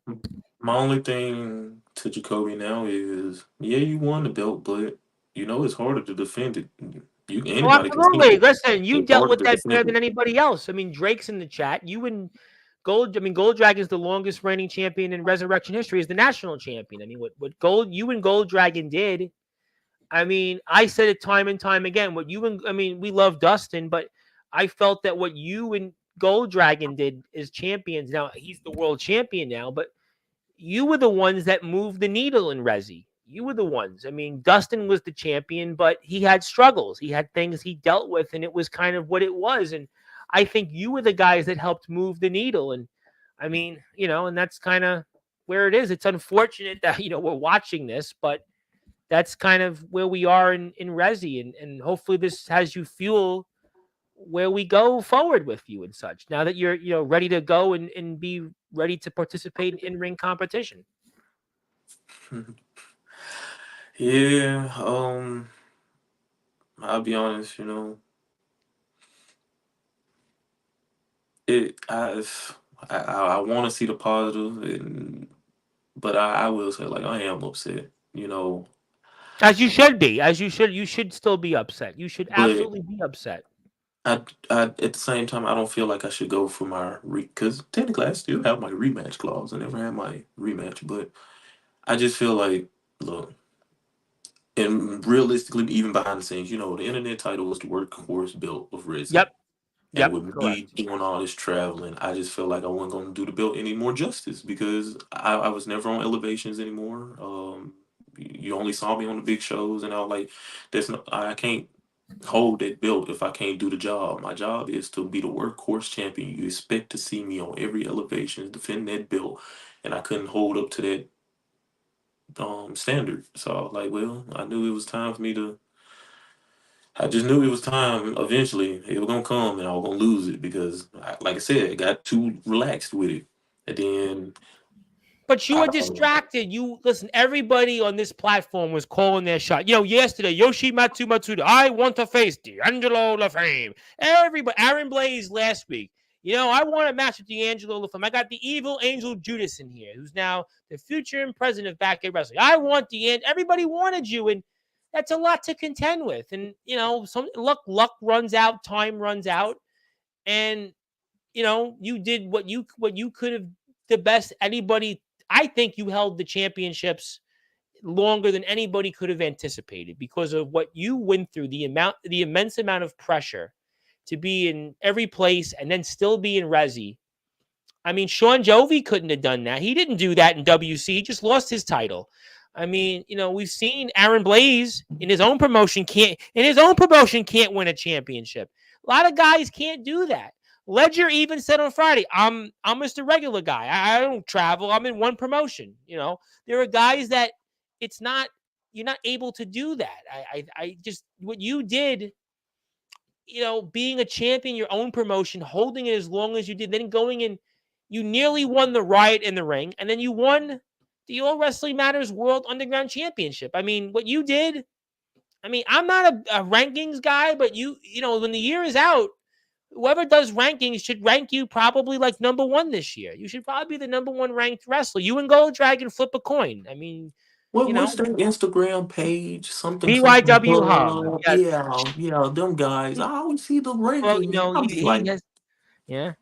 I see one guy that be on there every week, but come Well, they on. put guys on. Some people like Shock get mad because they put these like second rate to their vantage point, second rate trampoliners, second rate guys. Guys like I don't want to say Anthony Arias as an example, but those type of guys that, yeah, they could post an Instagram story and say this or that, but is Jack Yeah. Delta and I, Ledger Shade going to take certain names seriously? Probably. Again, not my opinion. I I don't have want to seen a lot of guys get upset about it. And Yeah, Shock got mad. D Savage got mad. Certain guys get mad I about it. I don't really I think it's a just big took it deal. as I'm clearly not going hard enough. Clearly I'm not No, getting I think it's, you know what? I think you haven't been on Sportswire recently. That's what I personally think. I think you haven't been on Sportswire. But no, I don't know enough about these rankings. I don't know enough. I like the BYW Hub. They share my post. I don't know enough about people's rankings. I think, look, it's a popularity contest. I don't do popularity contests. I don't do endorsements that way because I'd rank everybody number one. So what I do is you decide if I were to do something, you'd be on my top of my list for the year-round performance. But I'm not doing a rank. Listen, Stefan Havoc was like, you got to do a PWI 500 of rankings. Yeah, okay. And then I'm going to get Shock mad. D Savage is going to get mad. And this guy's going to get mad. And then it's like, well, that's a waste of my time. I don't have time to sit there and rank 500 because I got Anthony Steele. Oh, yep, I mentioned him. He's going to want to be ranked a certain level. I got Omen Black and Soldier GP who hear every show. I'd have every person that comes on my platform say, I got to be number one. So Yeah. Now you can't do that. you What I'm here can for is to support All Wrestling Matters, right? So I have to support. My job is to give everybody a chance to speak. If you're Anthony Arias, or if you're Ledger Shade, if you're Gabe Sayers, if you're Tarzan Duran, if you're Jimmy Controversy, I have to give you. That's my job. I don't do rankings. I don't do that. And again, yeah, it caused tension because guys look at it like, well, one guy's and I love Savage, I love him, I love Shock. Those guys are great, but like, really, like, who cares? I mean, really, like at this point, I love what you guys all do. I don't know enough to make the endorsement, but then come out with your own rankings. I mean, look, there are some guys. Listen, some guys come on here who are undergrounders and nobody knows them. I mean, to be honest, Gabe Sayers made the point that if you put backyard in a term, right, an algorithm, and that's resurrection. Like, I'll come back to it in a second. But, you put the word backyard, more people know who you are. If you do underground, if you don't promote yourself, underground so on here. I see it on Sportswire. You're a name that will draw more than certain names that are underground guys that are coming. I'm not talking about NEW. I've had other underground guys here recently as an example. And, they will draw what they will draw. And I don't go based on that, but people do. And I don't know enough to say that BYW Hub is the number one thing to compare and contrast. I just think, look, there's 100,000 backyard underground wrestling promotions, right? People want to rank. I say more power to it. I love everybody that comes on here. I'm grateful people want to be here. And my job is to support people, not to tear down people. I'm not in the business to tear down people. And, I'm only in the business to tear down somebody that when they take shots at my platform. And that's, to full disclosure, at times the XCW owner, who, by the way, we're going to talk about the Backyard Havoc. And, that guy actually who's showing up to the Backyard Havoc, he actually said that he would not want me to show up to the Backyard Havoc. Now, if I decided to show up to the Backyard Havoc, now I'm not going to show up because I'm not going to fly. I mean, then he would have to go hit the bricks. I mean, I know Big Man Cam's going to be like, oh my God, he just said that. But like, that's an example of somebody that's actually tearing down Sportswire and demoan the Hall of Fame. And then will say that I'm a bully. But no, I'm not a bully. I defend more people from the bullies. I will defend guys like Anthony Ayers. I will also defend Jake Dvorak. I will defend Big Man Cam. I will defend Dangelo LeFlame. I'll even defend the man that you used to work with. That his name was. So I'm not a bully. I just call it as I see it. Now, when certain promoters like that guy in Indiana, when he treats, somebody with a pregnant wife and won't let them use the bathroom, that's a little bit of a problem. And you better believe I'm going to speak up for that. You better believe when somebody like that guy, makes people travel 5-6 hours and then has them lose 14 matches. Or, for example, Justin Parsons is the PWF champion and he has him lose 11 consecutive matches. Yeah, you better believe I want to speak up against it, because that's kind of nonsense, because you're punishing people that come on Sportswire. But again, I'm actually not going to be there. So he can be there. He can do whatever he wants. But I'm just going to say it's on my mind, because, like even one guy in ALW said a few things about Sportswire. Okay, say whatever you want. Anthony Arias today shared the story and, he's trying a gimmick. Come on, bro. Nobody knows who you are, really. I mean, Now, but, my hot take, because one, I never met the owner of XCW, but my hot take is I actually genuinely want to meet him. I just want to see, because clearly I've been watching SportsWire long enough. I didn't I see know him. you're here a lot. Yeah, and so I hear and I see all the things people say, but once again in the past, I said like I personally want to get my own kind of You feel should for it. take yes. And I tell Yeah, people that so all the I'm time. People actually should go work. looking forward to meet him. I think people should be, and I think it'll be a great experience. I think he'll do great there. I think a lot of people will get along with him. I mean, but I will say that he has no right to say to anybody can't be somewhere. What kind of promoter is that? And you better believe I'm going to speak it about the injustices of his promotion. I mean, and I let his guys come on here. I give them full preferential treatment. His platform doesn't promote my stuff. They do. They want their people to come on, and then they will not actually promote their talent coming on here. And then you have the audacity to say, well, what if I did want to show up to Bremen, Ohio? You're not going to, I'm not allowed. It's my name. It's my platform. And I break my back to give people a chance. I put my blood, sweat, and tears, and you, who does nothing for your talent, you claim to be in the indies. I have no idea. What is your indie record? Can somebody please tell me what is his indie track record? I'd love to know. What is his, is he have a cage match listing? Does he have anything other than he worked and was friends with Dylan Bostic? I could be friends with my next door neighbor. That doesn't make me an independent wrestler. I worked in the New York State Senate. That doesn't make me the New York State Senator of the district I worked in. It's the same premise. I mean, I'm just saying, but I want people to go to his promotion. I want them to see what it is, but nobody should tell anybody in that particular case to come to a super show. But I digress. It's your moment. It's your show.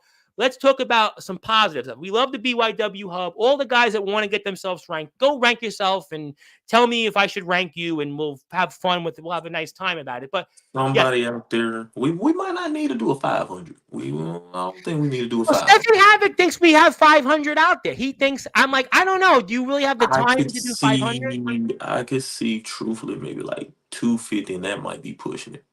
I Uh, 200. Like XCW has like 200 people on their roster now, already. I can see 200 because you got to think about all the promotions. Yeah. 250 because it's Uh, like I'm pretty sure we can get enough to 500, but like I'm talking about people that's generally out there just doing well, something. if you count Then like, half the if list is you just count people that like, just again, wrestle. I don't want to turn this into a pissing contest, but if you count like a lot of the companies, like let's say LBYW was in the backyard, Anthony Arias's company, like those type. If you're talking like serious backyard undergrounders, like ROEW, TBW, XCW, AWL, IMF, NEW, TF Crew, Resi, you're probably getting at 150 right there. If throwing DBW, VTW in there, you're probably throwing in, let's just say, who else am I thinking of, the big companies?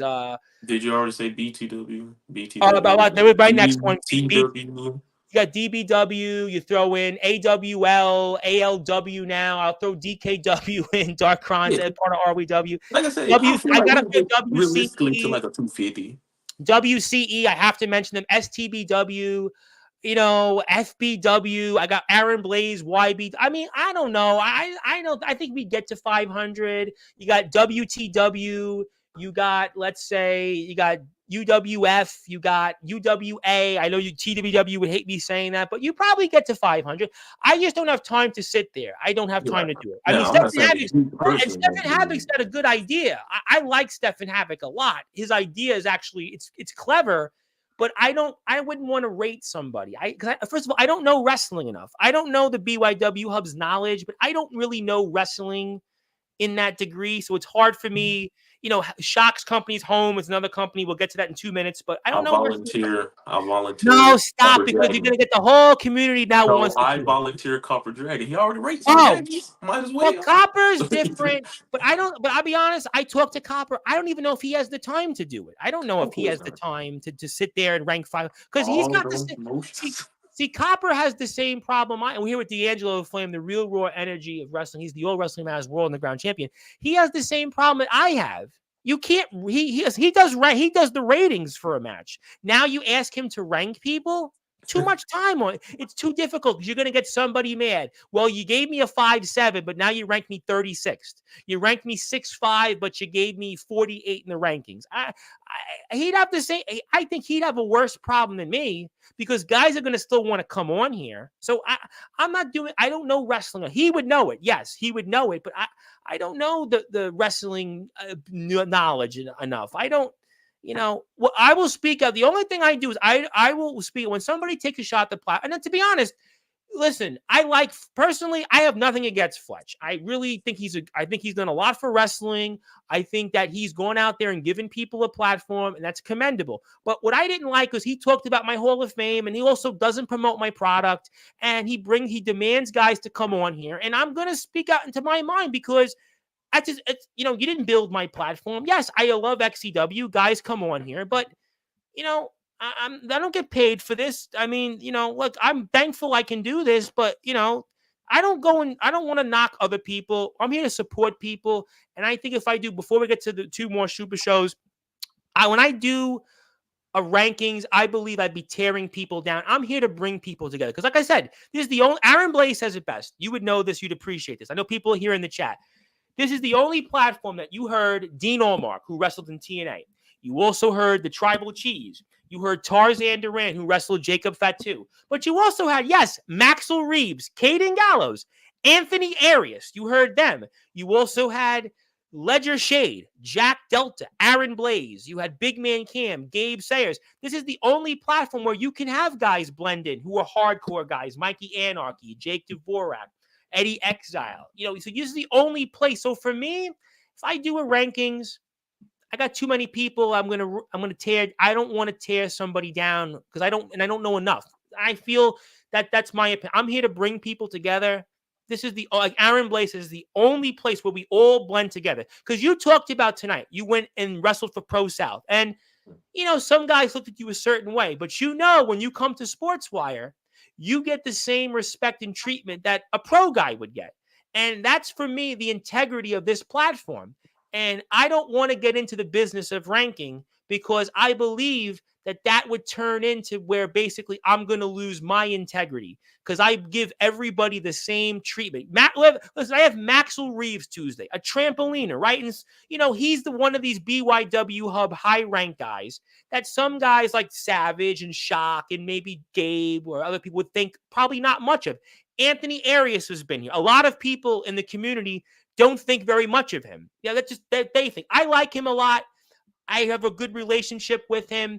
I've always worked with him. His company's talents, have come here from his Nexus. But a lot of guys don't think much of him. That's between those people. But I give everybody the same shot. Just like Rezi, right? The man you used to work in a locker room with, right? He was here 3 times, but you're here. Jack Spade is here. So I don't get in the business of that, but let's get in the business of something coming up because Shocky Boy is here next Wednesday afternoon, and you're going to be wrestling at Shock's party. I got the poster up here for a second, so tell us what we can expect there. Most definitely a hard hitting match because I know that. No one's Shocky Boy.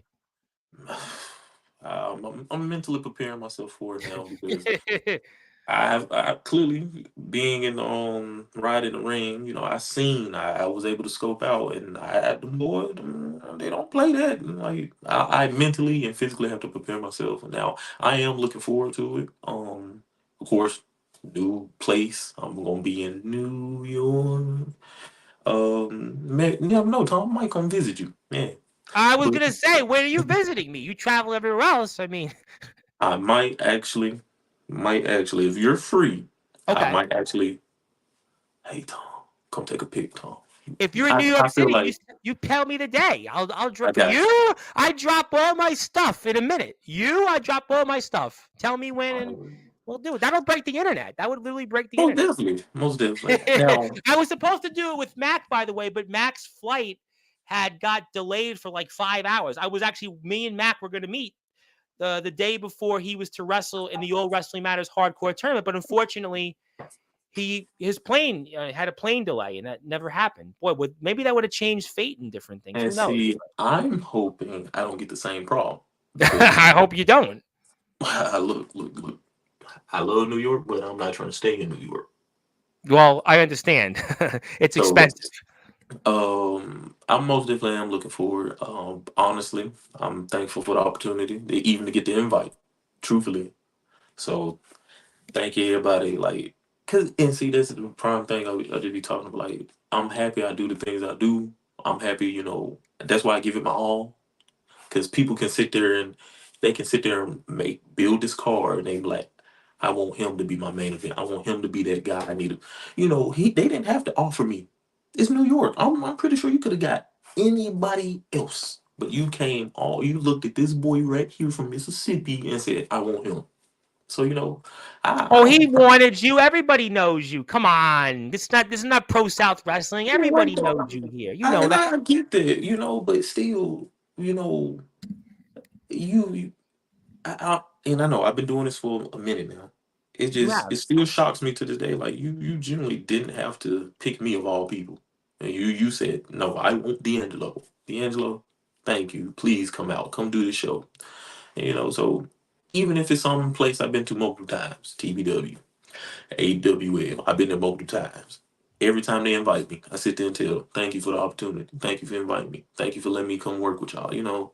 Because y'all don't have to. Y'all can easily say, "Yeah, he was cool, but let's pick somebody else." But they went out their way and chose me. So I'm gonna make sure when I make my debut, I'm gonna give him my all. But you So wrestling Mickey Vargas, who's he's a pretty good talent and a talent you mhm, know very well from the Riot in the Ring, and he's been very successful lately. And I think it's yes, actually going to be a really, it's going to be a banger. It's going to be a real banger yes, of a match. Literally, literally, it's going to be a banger. I want everybody to go hit on my boy. That is a wonderful talent. I love Mickey Vargas. I know I Mickey don't hold Vargas any is a good type man. of weight around here, but he gets my stamp of approval. He gets the stamp for the real raw energy. Like y'all book him if y'all can. Get him to y'all promotion. I promise you, he will do No, he's a one. good dude. He's a great talent, by the way. Yes, I was impressed. I'm actually looking forward to it. I'm very excited. I know he gonna knock my head loose because he a heavy hitter now. Huh? Like I said, I'm physically preparing myself, but I don't think you can physically prepare against Mike. Mikey just gonna give it to he gonna go in, do his thing, and he gonna give it his all. And I don't expect nothing less. How exciting though is it to be with guys that you saw in the Riot in the Ring, to be with them again? Jake's going to be there. I know Joe Starr is going to be there. Joe Starr's a guy I'm really excited about. I think Gabe's going to be there. A lot of people you were with in the Riot in the Ring. That's got to be exciting to be back up It with a lot of those it is talents. because at least I don't go in just kind of you know n- scared because I know how these guys work. I know they're good people behind the scene. I know they're gonna take care of me. They're gonna make sure I'm good. I know they can actually wrestle and hold their own. I don't have to worry about going to this promotion and potentially getting dropped on my neck and be put in the situation I'm in now. But you know, so I can trust them, and I'm happy that I can say that. So going back and doing it, running it back, and then new matchups. I didn't get the chance to run into Mikey at Riding Ring, unfortunately. Now I got the opportunity. Me and Mikey Yeah, I'm can. excited about this. And I'm really looking forward to Shock being here next Wednesday afternoon to talk about it. Because again, there's a lot of great talents, and I'm glad you said that they can get a chance to promote this. Stefan Havoc is a talent that I'm excited about. I've known him before in RWA, and He was got nice.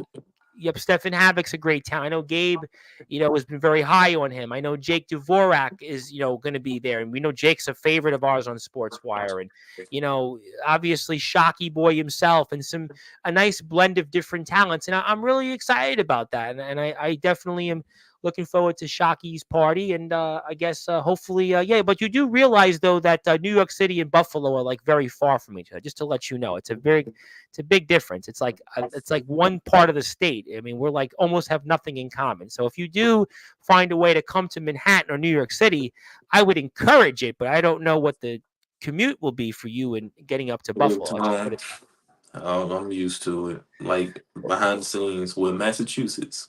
That's Oh, yeah, that's true. That's true. I flew in to Boston, and just to make it to my hotel was $100 Uber.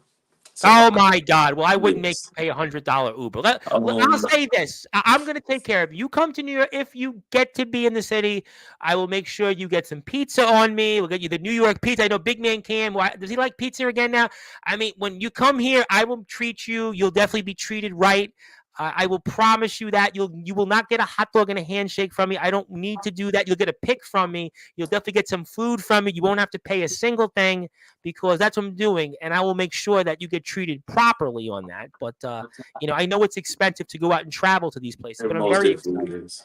Let me Most get to some comments here. And by the way, Shockey is going to be here coming up next Wednesday about 3:30 p.m. Eastern time. And thank you, Stefan Havoc, for the wonderful photo there. Stefan is always doing some great things here. Excited about a bunch of guys here. We got a great card here. Joe Starr's there. You got Stefan Havoc. You got Rob O'Malley and Javi Kent. I love Rob O'Malley, one of my boys. Love Javi Kent. Leonidas, very excited about Leonidas. Leonidas is a banger of a talent. Justin Abel saying, can never forget about him. Of course, the Cambodian War Machine.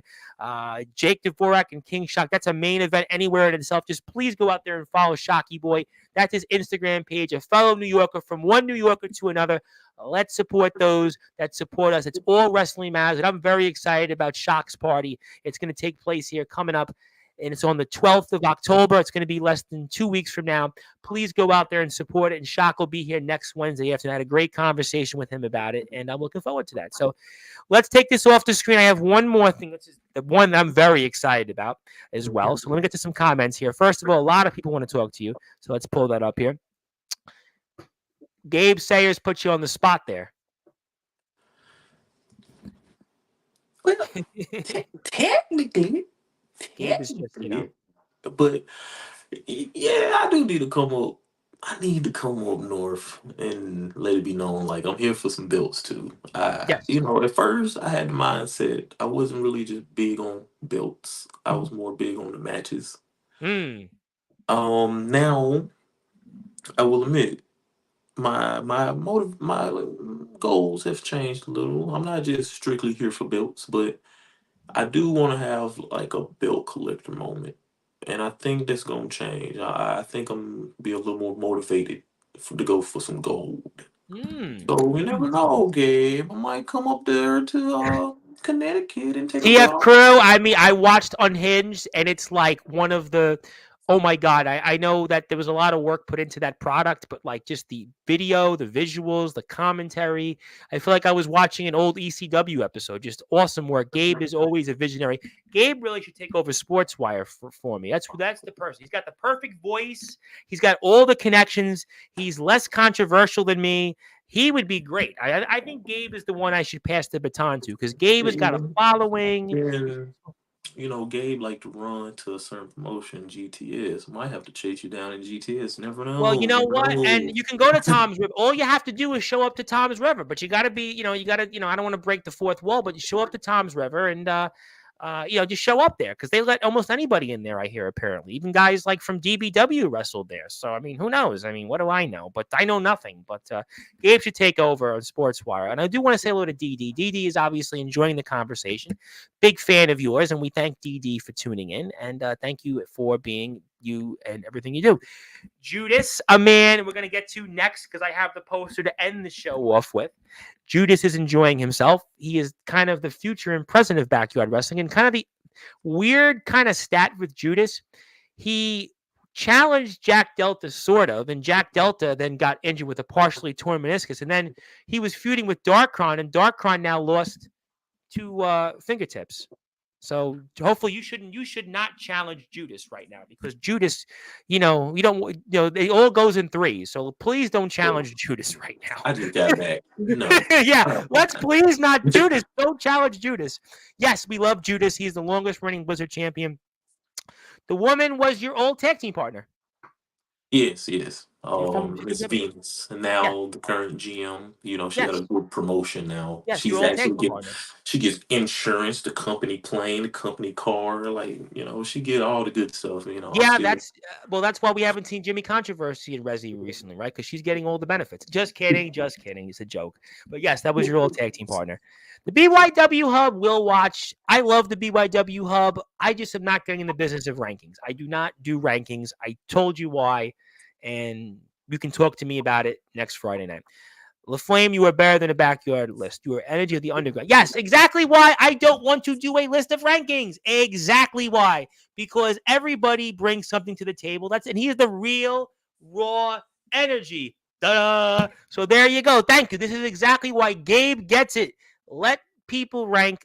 If they want to rank, God bless them. But I don't do rankings. I don't know enough about, and there's too many people that come on here. I am all Wrestling Matters. I'm a supporter, not a It tear would be down. complicated because then wouldn't you have to make a list for just trampoline guys, just That's backyard why guys, I and don't do that because underground guys, indie you don't guys? treat Gabe Sayers, D Savage, D'Angelo, LaFlame the same as you treat Anthony Arias, Maxwell Reeves, the Alpha. I'm not picking on them. That's they're trampoliners. There's certain people I can't put them and rank them the same way. BYW Hub wants to do that. That's good. I can't do that because BYW Hub, remember, doesn't have to face the people. They don't have to face the voters. You are the community, are the voters. You are the voters. For me to face the voters and do something that I consciously can't do, I've been in that world already. I know what it's like to face the voters.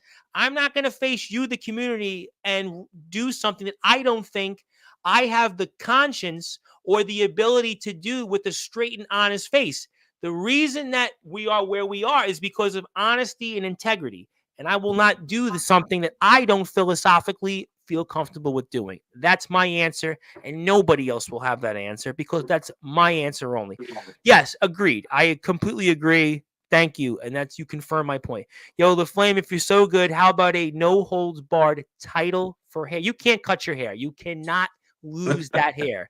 If some promoter tells you to cut your hair, I will pay you not to cut the hair. I'll seriously pay you to do not cut your hair. Your hair is it's too a part of you. You just don't know how many times people generally have tried it. Like, They should not do it. You tell them that you speak to me, and I'll say he's not cutting his hair. Yes, Fletch, the owner in question, does not want me, Jack Delta, or CJ Black near him because he thinks that we're bullies. But I know that I'm no bully, which is the most goofiest thing because we challenged, I can't say about Mr. Delta, but Mr. Black and myself have challenged his reasoning, and he thinks he is on a pedestal. But I will never, and listen, I know bullies. Grew up in Brooklyn. I grew up in Brooklyn, New York. I've dealt with bullies all my life. I'm no bully. I'm the guy that stands up for the guys getting bullied. So if you think I'm a bully, you should go and think about when you had one of a wrestler or two that couldn't use your bathroom, or when you had a wrestler who had a pregnant wife that couldn't use the bathroom. You tell me who's the bully. You tell me who's the bully when you had a sick man that you bemoaning about him not showing up to your show. And what about the guy that's in your company right now who's injured with a potential severe injury and you're forcing him to work? What about the guy that recently was a champion in your company that you basically were kind of like you did him wrong on TV because he had an injury? Just saying. But again, you can do what you want. I have nothing against you. I think I appreciate all your contributions. You're in my Hall of Fame, even though you said that there's 10,000 people in it. But I appreciate your contributions to this sport, and I appreciate everything you do. But just know that when people come here, they get treated with dignity. They get treated with integrity, and they will always get treated with respect. It doesn't matter if they like me or not. I will always make sure people come here, they get supported. I can't speak on what you do to your talent. I know one of them who's the PWF champion, which I own 1/3 of. He gets treated far better here, or certainly when he works for the IMF than in your own promotion, because you've had him lose every single match since he started coming on to Sportswire regularly. Just saying, though. Yes, Jacob Frost, my man, Jacob Frost from Oregon, who's wrestling tomorrow against Steven Storm. LeFlame is one of the talents I'd love to see in BTW in Oregon. But him versus RJO, yes, RJS, who is just an unbelievable talent. He's wrestled Jack Delta, defeated him, Navon McDonald, and it would be one day great for you to see you in Roseburg, Oregon. I would endorse that. That's a company I've done a lot of work with these past few months. I would love to see you there with Swift and BES and Jacob Frost and Steven Storm and Comatose, my buddy, and RJS and Blackout. You'd fit in very well there. And they're Deadpool fans, by the way. Some of them are Deadpool fans over there. I'll make sure I put that on the list. No, I'll be honest. I'm not doing it this year. Like, yeah, their season's almost over. Their season's almost over. All my all the important people's in my life. Yeah. Birthday was 10. Gotcha. Yeah. I understand. No, I think he would understand that. Next year we can talk about it. Gabe pretty much told you what I just said. It's a long travel from Buffalo to New York City. I mean, like, honestly, I don't think it's feasible for you to get to New York City. Yeah, it's really – there you go. So take that back. Yeah, it's really unfeasible. It's not even – my buddy Nicholas Crenson, who I just saw wrestle today in WCE, and he's got his own things going on there. And our friends in Oregon there. BTW got a big show, by the way, coming up. Very excited about All Out War 2 tomorrow, 6 o'clock Eastern time, 3 p.m. Pacific Standard Time. I'll be in the chat and very excited about BTW. And can you do me a favor, Tom? Yes, sir. Well, I should have saved it towards the end, but can you send me the information so I can subscribe and all that? I actually will, I'll do that for you, but I'll even do better before I get to the poster to end the show with. I'm actually going to make life a lot easier for you because, ta-da, that's their Instagram page. Ta-da. Make sure y'all subscribe.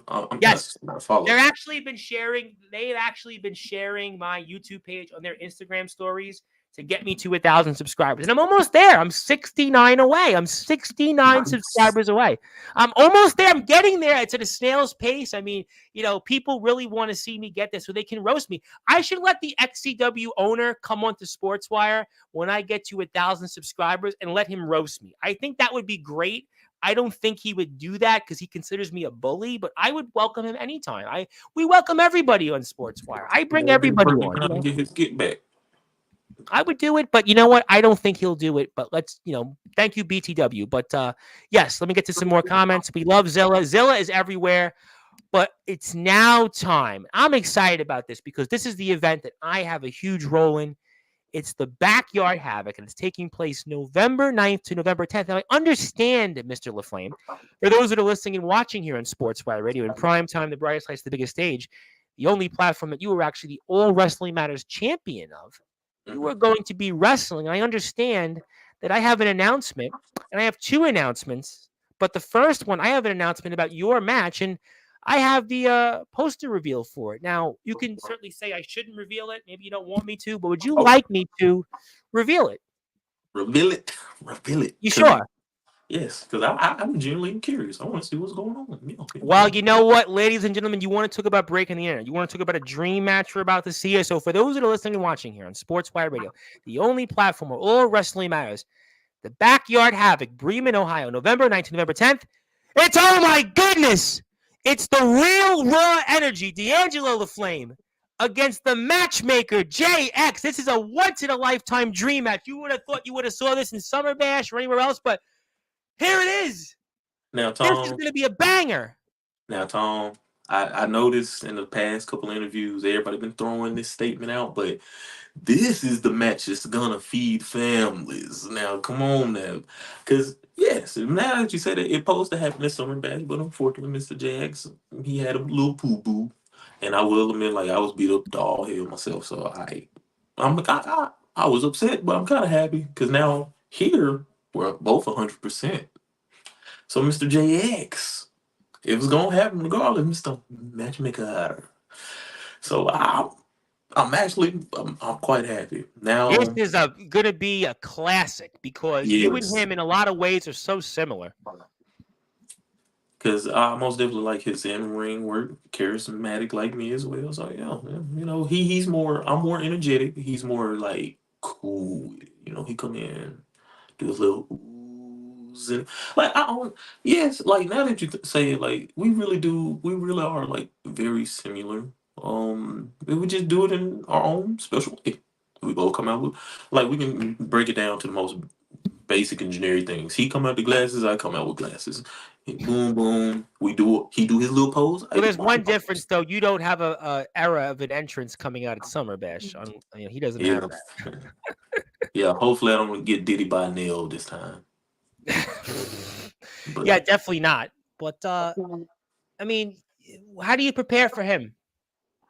well, the most basic and obvious thing is I gotta watch some JX, some more JX matches. Make sure I look out, and I most definitely will be studying him in Delta, of course. You know, because I feel like JX is one of the ones. You know, he give it his all. I'll say that, but depending on who it is, he give it his all. And with him and But he's gonna definitely give it his all. You because kidding? this one been building up. Even though we both haven't really like, we both agreed to like, yeah, we'll do it, but we never just got to the point that we more so let the fans and audience really kind of get it build it up. Because truthfully, you know, we both coming from a standpoint, yeah, it'd be nice, cool, yeah. Let's make it happen one day. Then the fans kind of said, "No, we need this," and then it been a slow build up. Basically, what I'm trying to say, like, it's something that was long overdue. So now it's our job to give the people what they want. Now we generally can't let this be a trash match. We got no choice but to make this the all time. This is the match of the night. I don't care about anything else. I'm calling it now. Match of the night, spot of the night, pop of the night, whatever of the night, night of the night. I don't care. We're gonna break the house. Well, I will make it my mission. you know why it's also gonna be a match that's gonna certainly tear down the house. You want to know a reason why it's gonna be that? You ready Uh-huh. for what I'm about to tell you? Yes. Drum roll. This will be. You want to talk about breaking the internet? Mm-hmm. Yours truly is gonna call the match. Oh, Tom. So you gonna call the match? I'm going to call this in a select number of matches. I'm going to be calling. I'm not Are calling you the gonna? whole show because I have to do Sportswire. Unlike certain people that might be running this event, Now, I Tom, can't I have call a every single match. request. Are you gonna do the intro when you call the match? I don't know how You that. done do I've got. I that? see. I've done live commentary on here, but I don't know. That's a good question. I don't know how it would sort up I here. feel like it wouldn't be right if you didn't. You might But not do it as aren't you? long as you But want in to. Bremen, you're going to have somebody doing ring introductions. I'm not there physically to do the introduction. If that makes sense. I rather you do my I introduction. think a lot of people would rather that, but I don't know. I don't know. I have done it live on it. I haven't done it in a pre-recorded way, so I don't know.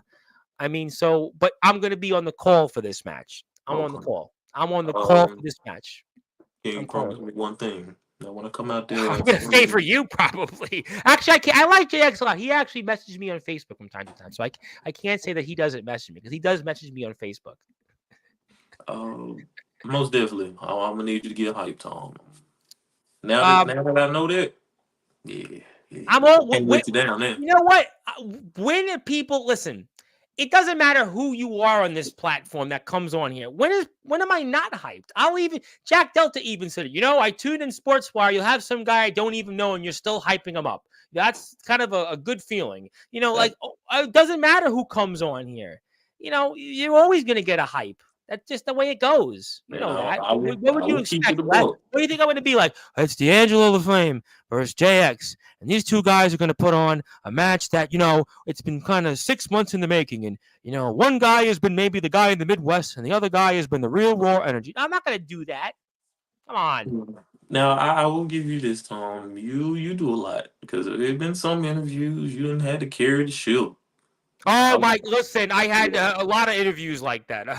It's not. And Listen, it's not every show is Ledger. Not every show is you. Matsuda spoke very well. The man that you used to work with. Not a lot of those shows are that. I get guys that are on, and some of them are like so give you 100%. Like I give you all your flowers, Tom. Like some of the interviews you be they're saving. tough. I gotta be honest. Some shows that they are on here, and it's like tonight I was hyped. Ledger was hyped. I mean, Big Man Cam's back. I'm going to be hyped. James is here Wednesday. Oh, the roof's going to blow off. TBW is going to be here. The roof's going to, but there's going to be shows with guys that, 4 people are in the show, in the stream, 5, and they can't talk, and they want the same preferential treatment. But it's all wrestling matters. So you got to give everybody the same shot, and everybody's going to be you, and everybody's going to be Blaze. Everybody's going to be Judas. That's just how it goes. Yeah, it's more like a give or take thing. Like you got to give me something if you want. If you're from your point of view, right? A lot of people want to message you and like, let me give them Sportswire. Okay, if I give you something, you got to give me something back. Like if I give you my platform, you got to make my platform worth it being on. Like you have to make it worth me inviting you to my platform, basically. Well, Oh, most people, I got to be honest with you. We're here with D'Angelo for about 15 more minutes here. My name is the Reverend Tom Bryce, your voice figuratively and literally. We're all wrestling matters here. But I think everybody, to be honest, most people that come on here want to come here. I mean, Rezzy's obviously been coming on here for a long time. Everything's been good with Rezzy. I can't say anything other than that. TBW's been great. IMF goes without saying. WC, I think really ROBW is goes without saying. AWL goes without saying. There's so many companies, NEW. I can't say enough good things about Jake. I'm in the chat. BTW's here. I can't say enough good things about BTW. Really, most people, ALW, we've had a great relationship with them. Judas is here. DKW goes without saying. I mean, everybody that's come here, for the most part, they've done the best they can. There are some people that just, it's like anything else. Look, you wrestle people and then everybody is you. But this match, we ain't going to have that problem. right. This match is going to be, oh, baby, I'm going to be hyped up for this match. And we got some really good matches I'm sure we're going to announce on Sportswire soon. But this match is just, yeah, it's going to be, I think it's going to be one of the best matches of the year. I know people can say, oh, you always say that. But no, this match is going to be one of those that we're going to talk about for a long time. I really believe it. Most definitely, because I I've been waiting for this one for a minute. I've been waiting, like because like I said, when it first started off, like we was on each other's radar. Then it really wasn't like, yeah, like it'd be cool. Then how people just kind of just blew it up now. Like, yeah, now I gotta come whoop JX, I mean, basically, because of course I'm not gonna go in and lose. JX, I'm sorry, brother. You're just gonna have to take a kick to the jaw. Well, I mean, Jason Storm has been doing that to the mannequin version of JX. Don't watch those matches where he's wrestling the mannequin, but watch the ones with Jack Delta. Watch the ones in Summer Bash. Those are the ones that you should watch there. But yes, and we're very excited. And speaking of people that, I mentioned Matsuda. Now, he is obviously somebody that I think is a fantastic talker. And I mentioned him as a show that I was having a lot of fun with. And he mentioned your name and he was talking about you and he's coming to America. He's here and he's going to be in Boston. He doesn't know for how long.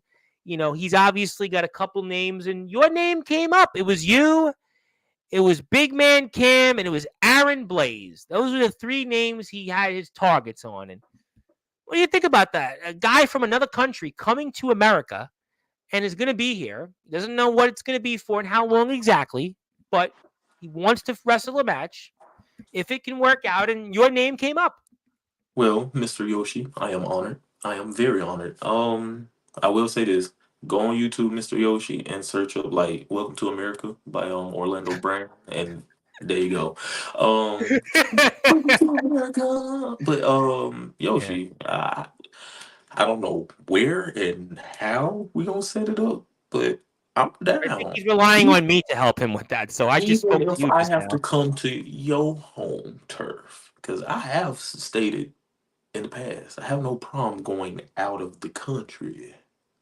So if it need be, I have no problem. Like I don't know. Clearly, it won't be anytime soon. Let's just keep it realistic. Well, I think that his in ring career is ending in 6 months, so he's got 6 months in his career, and he wants to wrestle in America at least once if it Okay. can work. So he mentioned your name. He mentioned Big Man Cam. He had Jack Delta on the list, but I reminded him that Jack Delta's injured, so you'd have to scratch that one off the list. And he mentioned Aaron Blaze. So I mean, Mr. Matsuda obviously wants to wrestle in America if it works out.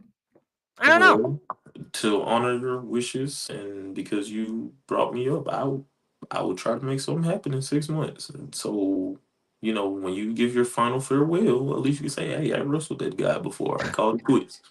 Well, the good So, news for you is that Ace Reed, who's coming to America, you probably know him very well, and I think that he will probably meet you because he wants to go to all these different places. I think Jake he mentioned TBW.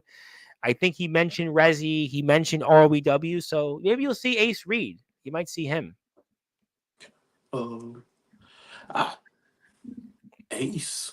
Now, You know uh, Ace. Ace has been here. You definitely know yeah, yeah, Ace. I Everybody know knows Ace, Ace.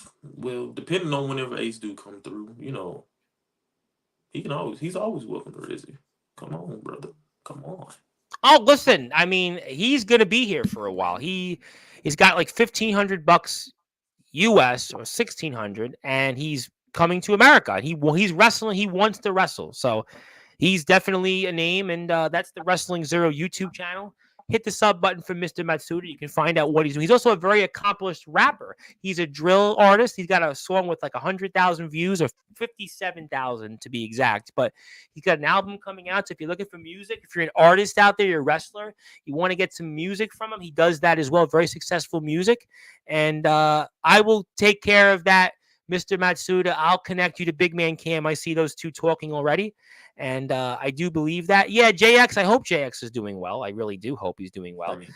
Um, Also, if it's possible, I love to make it happen. I'm not, yeah, unfortunately, his partner, she is not doing well. She has stage 2 ovarian cancer. So we're praying for her. Understood. So they go into, yeah, it's a difficult thing, but we do pray for her. And speaking of people, my buddy, AKA Psychotic Freak, is in the house from North Dakota. North Dakota's too. Everybody wants to talk to you. Everybody, I hear DD tuning in, and DD is all excited about you. Everybody's excited about you. Everybody's out there just so excited. But okay, so we're gonna see you at Backyard Havoc. Going to see you there at JX.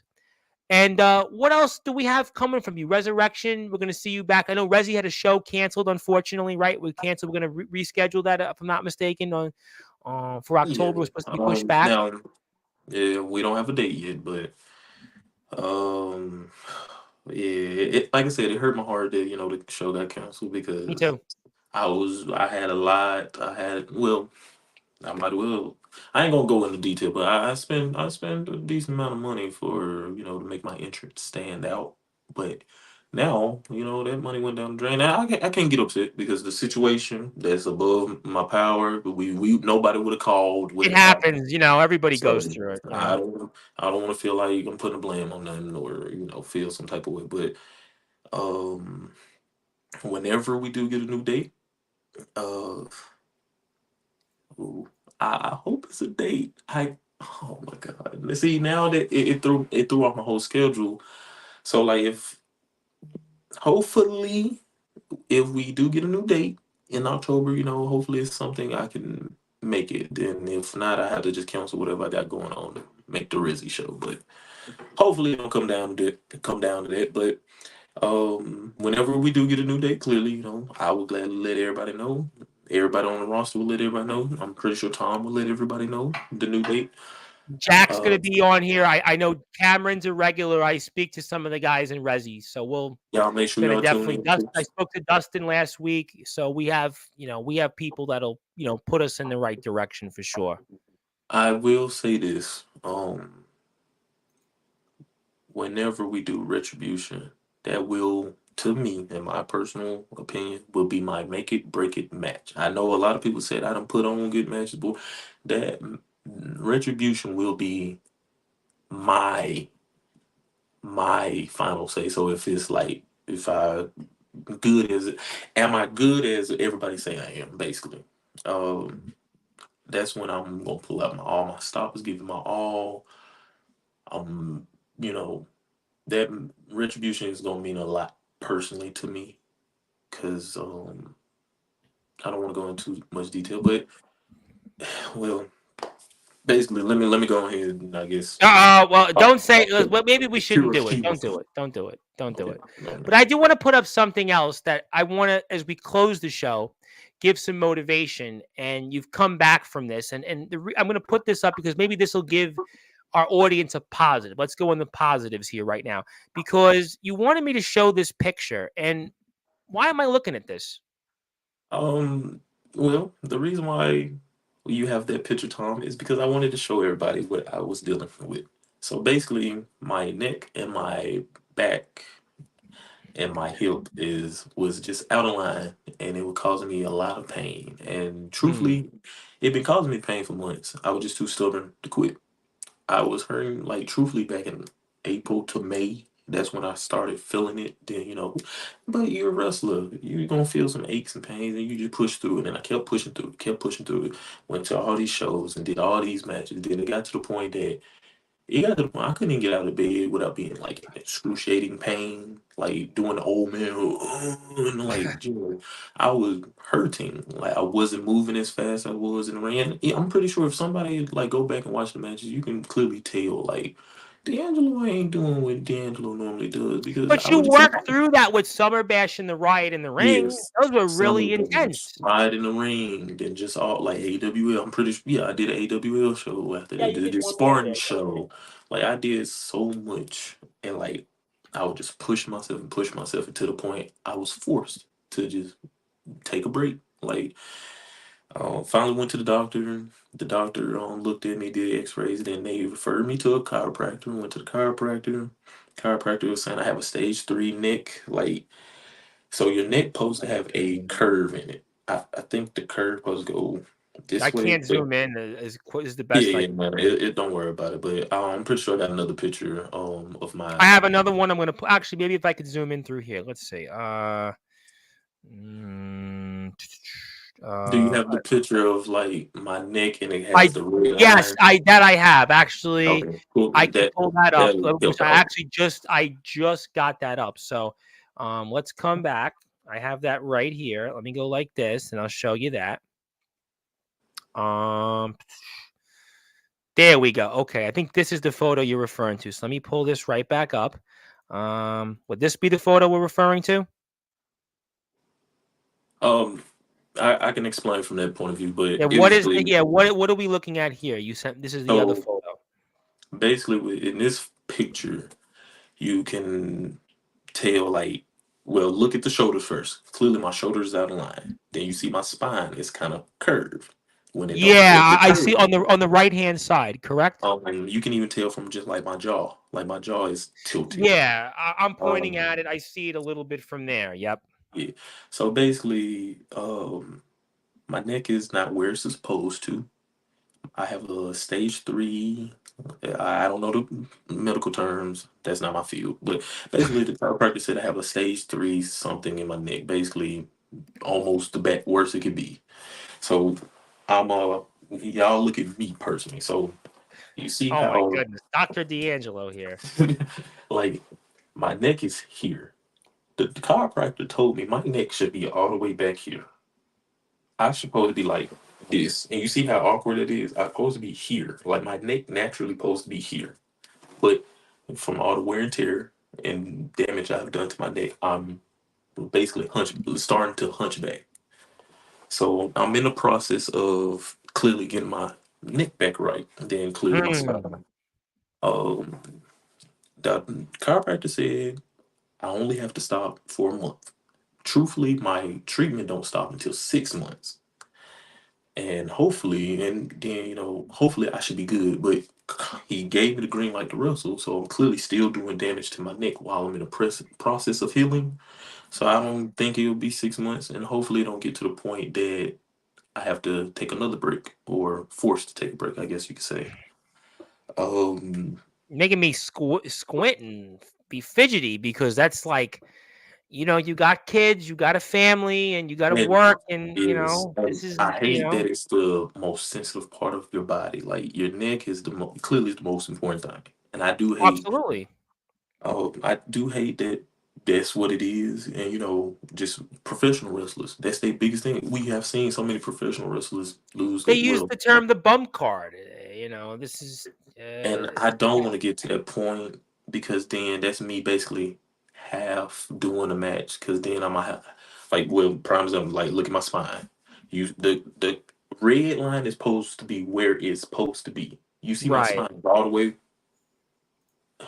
and I'm in the process of getting my spine back right, back aligned, and I'm pretty sure if you look close enough, it even throws off my hips.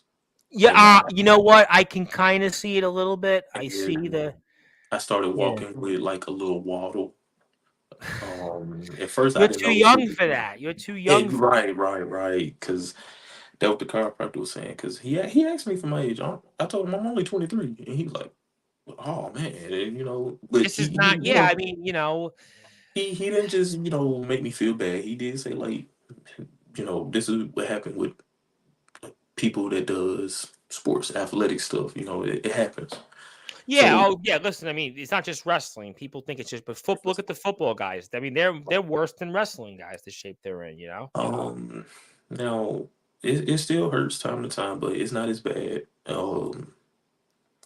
And I've been doing the process, like I've been doing the treatments. It been going well. I have felt improvement. This probably the best I have felt in a long time. So everybody, yay! I want Tom, when you do pull up comments again, I better see a whole bunch of hand claps. No, Cause I we want. actually have some good comments. I do Okay. want to take this off the screen before we move on because you do have some good comments, and I want to say hello to some friends that I do owe thing. Yes, Matsuda says yeah, if it's up to the wife situation, the partner, yes, that's up to that. Yes, we definitely wish her a speedy recovery. We love Kumi.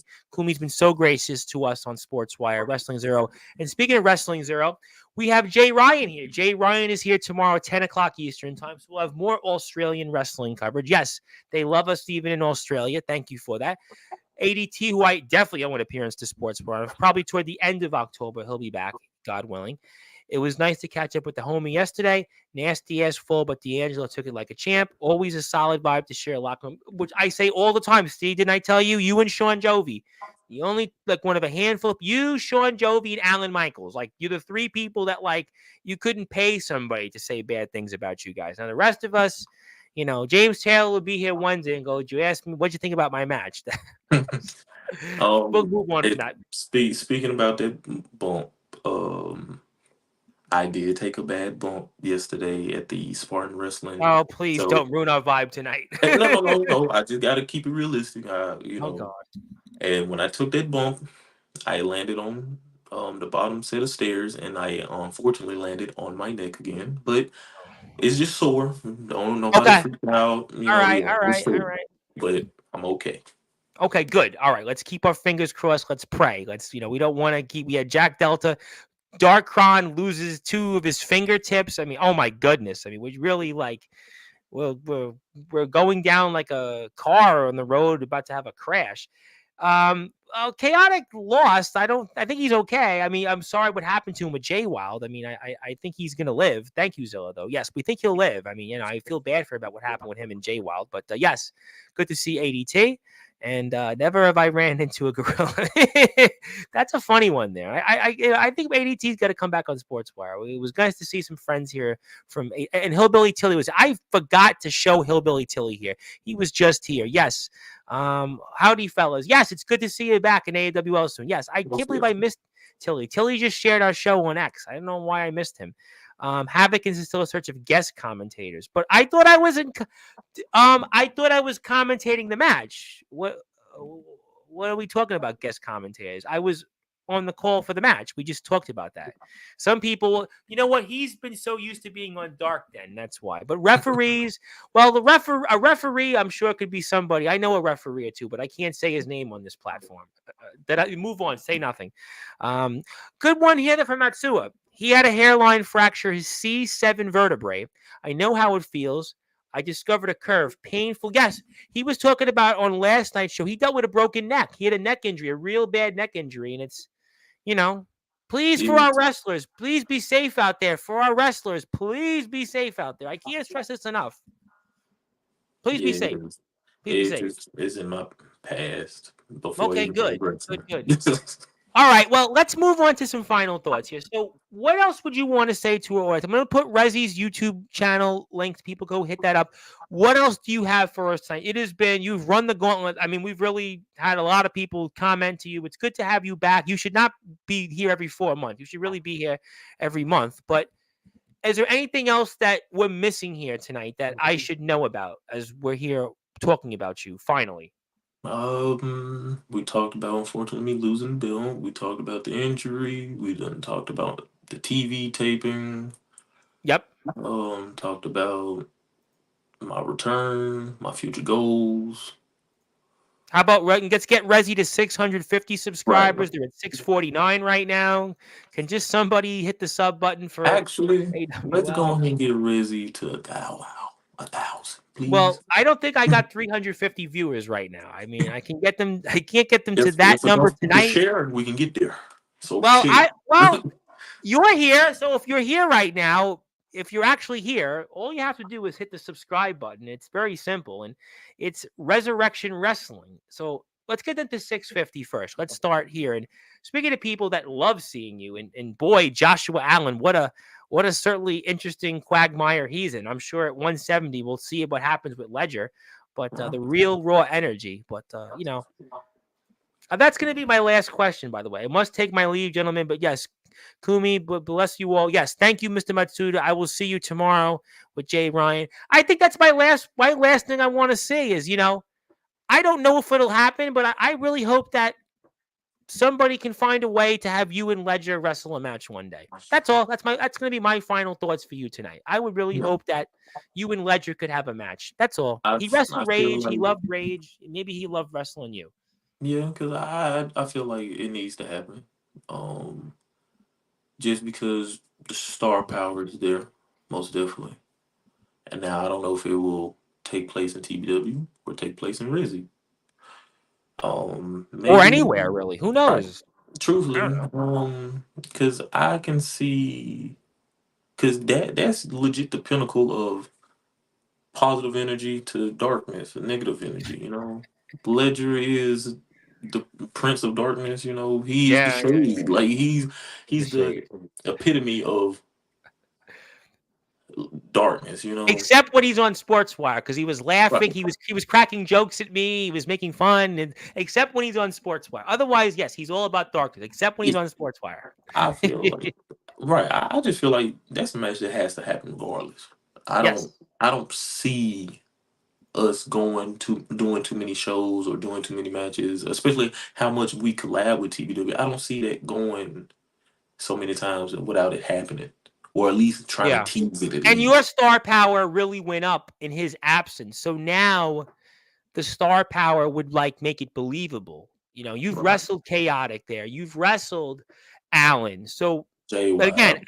I don't even know what Ledger thinks. People think all of a sudden I know what Ledger has for breakfast. I'm like, no, I don't. You'd have to ask him that question, and you'll have to find that out on Tennessee Backyard Wrestling's YouTube channel there. And they'll tell you about it. I don't know what he's going to do. I mean, I appreciate he came on Sportswire. He can put funny jokes at me, but I don't know what people's businesses are. I don't ask every wrestler what their plans are. People think I know these people, what they're going to happen. I don't do that. This is why people know this is the only platform that's honest. I don't ask people what they're doing. I just have them come here and, it's like if I invited someone to my house. I don't ask them, oh, what are you going to do when you go to your house? I don't do that. Do I ask you, D'Angelo, hey, who's winning in Resi? Do I ask ADT, hey, who's winning in AWL? Matsuda knows. Matsuda and I had this conversation yesterday, and Big Man Cam definitely knows that. I mean, so I would love to see it in anywhere, but I don't know. I don't even know what Ledger thinks. He could just show up and hold the belt and then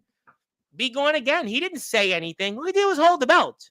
That's all he did. Didn't do anything You just else. let it be known, like don't forget, I'm really the OG here. Don't get it messed up. Don't get it twisted. Well, in Sportswire appearances, yes, you are the OG compared to Ledger. Technically, you actually have been here more than Ledger. So, I mean, I would have to say that would actually be. And you're in the Hall of Fame before Ledger as well, by the way. For whatever reason, he didn't. He wants to be in the Hall of Fame next appearance. He's decided next appearance he wants to be in the Hall of Fame, but but that's Ledger. I don't know. Okay, so maybe we'll see that one day.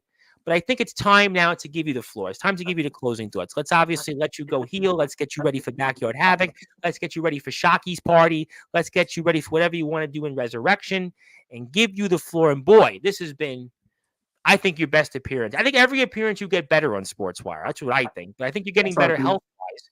And we ran the gauntlet. And I hope that we now will pass it over to you. And anything else you want to plug, share, or say, I take it away for you.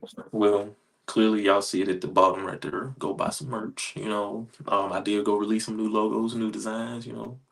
I do want to say like my goals. I need to update my goals because I have knocked off a couple of them actually. There's still some dream matches I need to get out the way. Clearly. And then now there's some more dream matches I need to get out the way. So clearly I still need to face Delta. Still need to face Aaron. Clearly still gotta face JX. Clearly, that one's coming to existence, but you never Well, know. JX is coming next month. Yeah, that's coming next month. Um, Most definitely, clearly I want to go wrestle out the country. So Australia, you know, get at your boy. Yeah. Um, I would love to go to some more states because I wasn't expecting to go to all the states I've been to this year, truthfully. Oh, what So you did, I mean, like, was so cool. And by the way, if you want to get some D'Angelo merchandise, there you go. I made sure to put it up because I couldn't get it up the whole night. But you've been everywhere. What you did, I mean, what you did for our community and our sport, I can't owe you enough gratitude. What you've done for this community, I don't even care if you never wrestle another match. What you've done, I just think people should really, when they think about what you've done for our community, uniting people in the hardcore world, the underground world, the independent world, the right. backyard, what you did for our community, to me, you moved mountains, in my opinion. It's my Yeah, opinion. because that's the main goal. My main goal, because I've said this numerous times. All of our goal is we're just wrestling fans. We just want to wrestle. It shouldn't matter where you're wrestling at or where you're wrestling on. If you have that passion to go wrestle, go wrestle. Like you know, I feel like it should be like me personally, for somebody that's starting on trampoline. Maybe you have a promotion like us, that has a ring. We sit there and, hey, y'all guys, we see y'all doing y'all thing. Come work in a real ring. Or I'm BTW in Oregon's an example of a company that's a highly professionally run company on a trampoline. Wrestling Zero with Matsuda, professional company that's run as a sponsor, even as a paid sponsor in a trampoline. So, yeah, if you can wrestle, it doesn't matter what it is on. because I just feel like I'm not saying every promotion has to do it. I'm not expecting every promotion to do it, but you see a promotion, them boys working their butts off, and you see they struggling on trampoline, and they want to upgrade and to get better. Help them pitch in. Like our job is to help each other. It's the wrestling community. Help your fellow community members. Yes, thank you for saying that. That's Um, why I don't do rankings. I'm a supporter, not a teardown. Yes, I yes. don't like the fact that it's you trampoline guys, you stay where you were at. You makeshift ring guys, you stay where you're at. The actual professional ring guys, you stay. It don't make sense to me.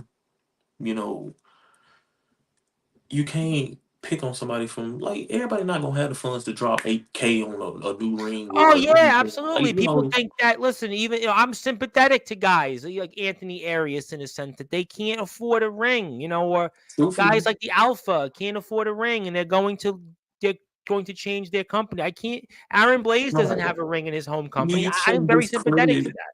you shouldn't discredit them because you had the funds. You can get a ring. You can't discredit them. That don't mean they passion for wrestling is not as And the TBW same did amount not or start with the fancy right. glitz that they have. IMF didn't start that way. I know IMF. They didn't start that way. WCE didn't start that way.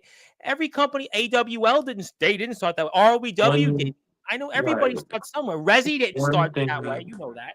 one thing I do wish and I hope it changes. I do wish if you're in an area that has multiple promotions, shouldn't y'all just come together Come together and get like a venue, and y'all all host y'all shows. Y'all don't have to do it all together. Like it don't have to be a big group, but y'all pitch in, get one venue, such and such. Y'all shoot y'all stuff that day. Y'all shoot y'all stuff this day. Like come together. Y'all like, bro, it's not that complicated. Like just help.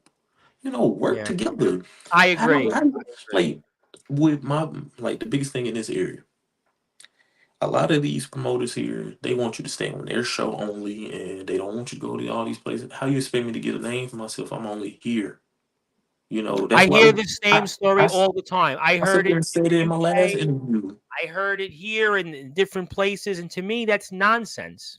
I just said it in Nonsense. my last interview, and I just told ADT last night. I just said I have a bigger name in other states than the state I'm in now. Why is that? Because how their mindset is here is like Because I they're don't like jealous of the fact that Rezi has worked with TBW. They're jealous of the fact that Rezi's worked with Jimmy Controversy, and they've worked with Jesse Daniels, and they've worked with Kato. and You know that. And Gabe and Sayers, see. by the way, and James Taylor. And one thing I noticed with like me personally, I noticed, I'm kind of becoming a target, not in a good way, because multiple times I've been told I'm untrained, I'm untrained. But look at this untrained guy. Started in the backyard, made it to the underground, did an indie show, TV taping. I've been on TV, but I'm untrained. That's why I'm like, it's, what you mean? I got I'm not. this. Listen, you know what? There's people. Almost was trained right in the NXT Performance Center. What did he do? Train all these people that get fast tracked to training. It don't matter. What matters is what you have inside and what you can do. So anybody that dictates about this training, not trained, I will challenge you with this. To anybody out there that says D'Angelo LeFlame can't wrestle, do you go out there and tell somebody like Kobe Bryant? Did you go out there and tell somebody like Russell Westbrook? Did you go out there and tell LeBron James that they weren't trained basketball players? Because guess what? Technically, they're not trained basketball players. They learned on asphalt. They learned in a backyard with a hoop. You don't tell Lamar Jackson was playing today for the Baltimore Ravens. He learned to play football, right? In the grass, right? Somewhere. He learned playing two-hand touch to tackle football. We don't tell them, oh, well, they learned maybe outside in a park. They're not trained football players. We don't tell Yeah, them that. So why yeah, are we telling wrestlers that they're not trained? That's and I ridiculous. don't, I Dumbest thing I've ever heard in my truthfully life. don't understand it because like you said, that goes with any sport. You're not, Absolutely. gonna- you're not. Nobody is just going to wake up one day. I want to do this and get like the top of the line practice facility, and no, you gonna have to learn from just off When out I the. grew up in, you know what? When I played basketball in Brooklyn, I'm going to tell something for the audience. They're going to chuckle. Do you know what I learned originally? I didn't. My parents could not afford a basketball hoop. So what I used to do is my dad gave me this basketball. I wasn't very good at basketball, but he gave me that. What I used to do is I used to dribble it. It was a double. It was called double. It was like a $20 basketball. And to ask my parents for anything was like really not a good thing. I would dribble this basketball in growing up in Brooklyn in front of my house. I would go up and down with the basketball, and I would dribble it on ground, on basically like just regular walking on the street, the sidewalk. And then when I asked for a basketball hoop, you know what I used to do instead of a basketball hoop? I used to shoot the basket through a garbage pail. We would have the garbage pail empty, right? You'd make sure the garbage was no garbage in it, and I would Mhm. shoot the basketball. And I wouldn't go to the park, and I didn't have a chance to go to the gym when I played CYO. I would shoot that basketball through a garbage pail. That's what I did. So, did anybody have a problem with that? And I'll bet you LeBron James at some point did the same thing. I'll bet you Michael Jordan did the same thing. I'll bet you any basketball player you can think of today that did the same thing. Julius Randle and Nick fans hate him, I know. Jalen Brunson. You want to talk about a basketball player of your choice, whoever is your team, they all learn the same way. So, but we don't demonize them, but we demonize our wrestlers for learning on a mat or a Right, trampoline. right, It's the ridiculous thing. It's the stupidest thing I've ever heard. and And that's people who why, say those things, what have they done? What's their record? and that's why I do the things that I do because I'm proving wrong. Like I, even though backyarders get blacklisted, I'm a backyarder that made it on television. So Well, you know what? There's no backyarders that are blacklisted on Sportswire. You better believe that. And I'm gonna always defend D'Angelo. I'm gonna defend every single backyard wrestler, and I hope to die in the backyard, figuratively and literally. and I will die on this hill next year. I promise you, I will be a backyarder that's on a major company's tele. It might be a And dark I match, will but remind you I will this be on before you national go tonight. TV. I am going to remind you this: the real raw energy, D'Angelo LeFlame. Mick Foley was in the backyard. The Hardy Boys were in the backyard. Gregory Helms, Shannon Moore. And oh, by the way, how about the Young Bucks and even some guy named The Undertaker who came on not too long ago and said, yeah, I'm a backyard. I was in the backyard. I was a backyard wrestler. So not What everybody I starts have to get the hearts noticed, and the flares. what I have noticed is really just spiteful, upset old heads, the guys that did a dark match, but they didn't make it too far. The guys that worked in Exactly. these for years and they're just upset that they see, especially because I will admit, it is easier for us now. You don't have to sit there and, go through all the BS they went through back in the day. Clearly, like, just social media alone can put you over. Prime example, say his name and he up or Big Ben Bishop, like they Yep. use social media. Like I will admit, like that would help me. I'm just in the underground scene, indie underground scene. I just use social media. Like look at my You followers. Like have to.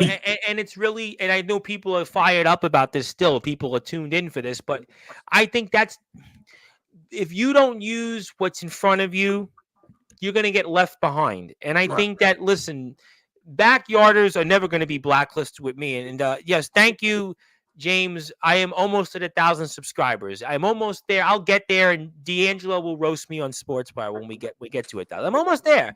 I'm only 60 something away now. So, but I got to give this for Matsuda. Yes, that nobody's being blacklisted on this platform, but he's made more. Yeah, and backyard. Listen, look at TBW's success. Look at what TBW, all the names that TBW made. Look at what ROEW's done.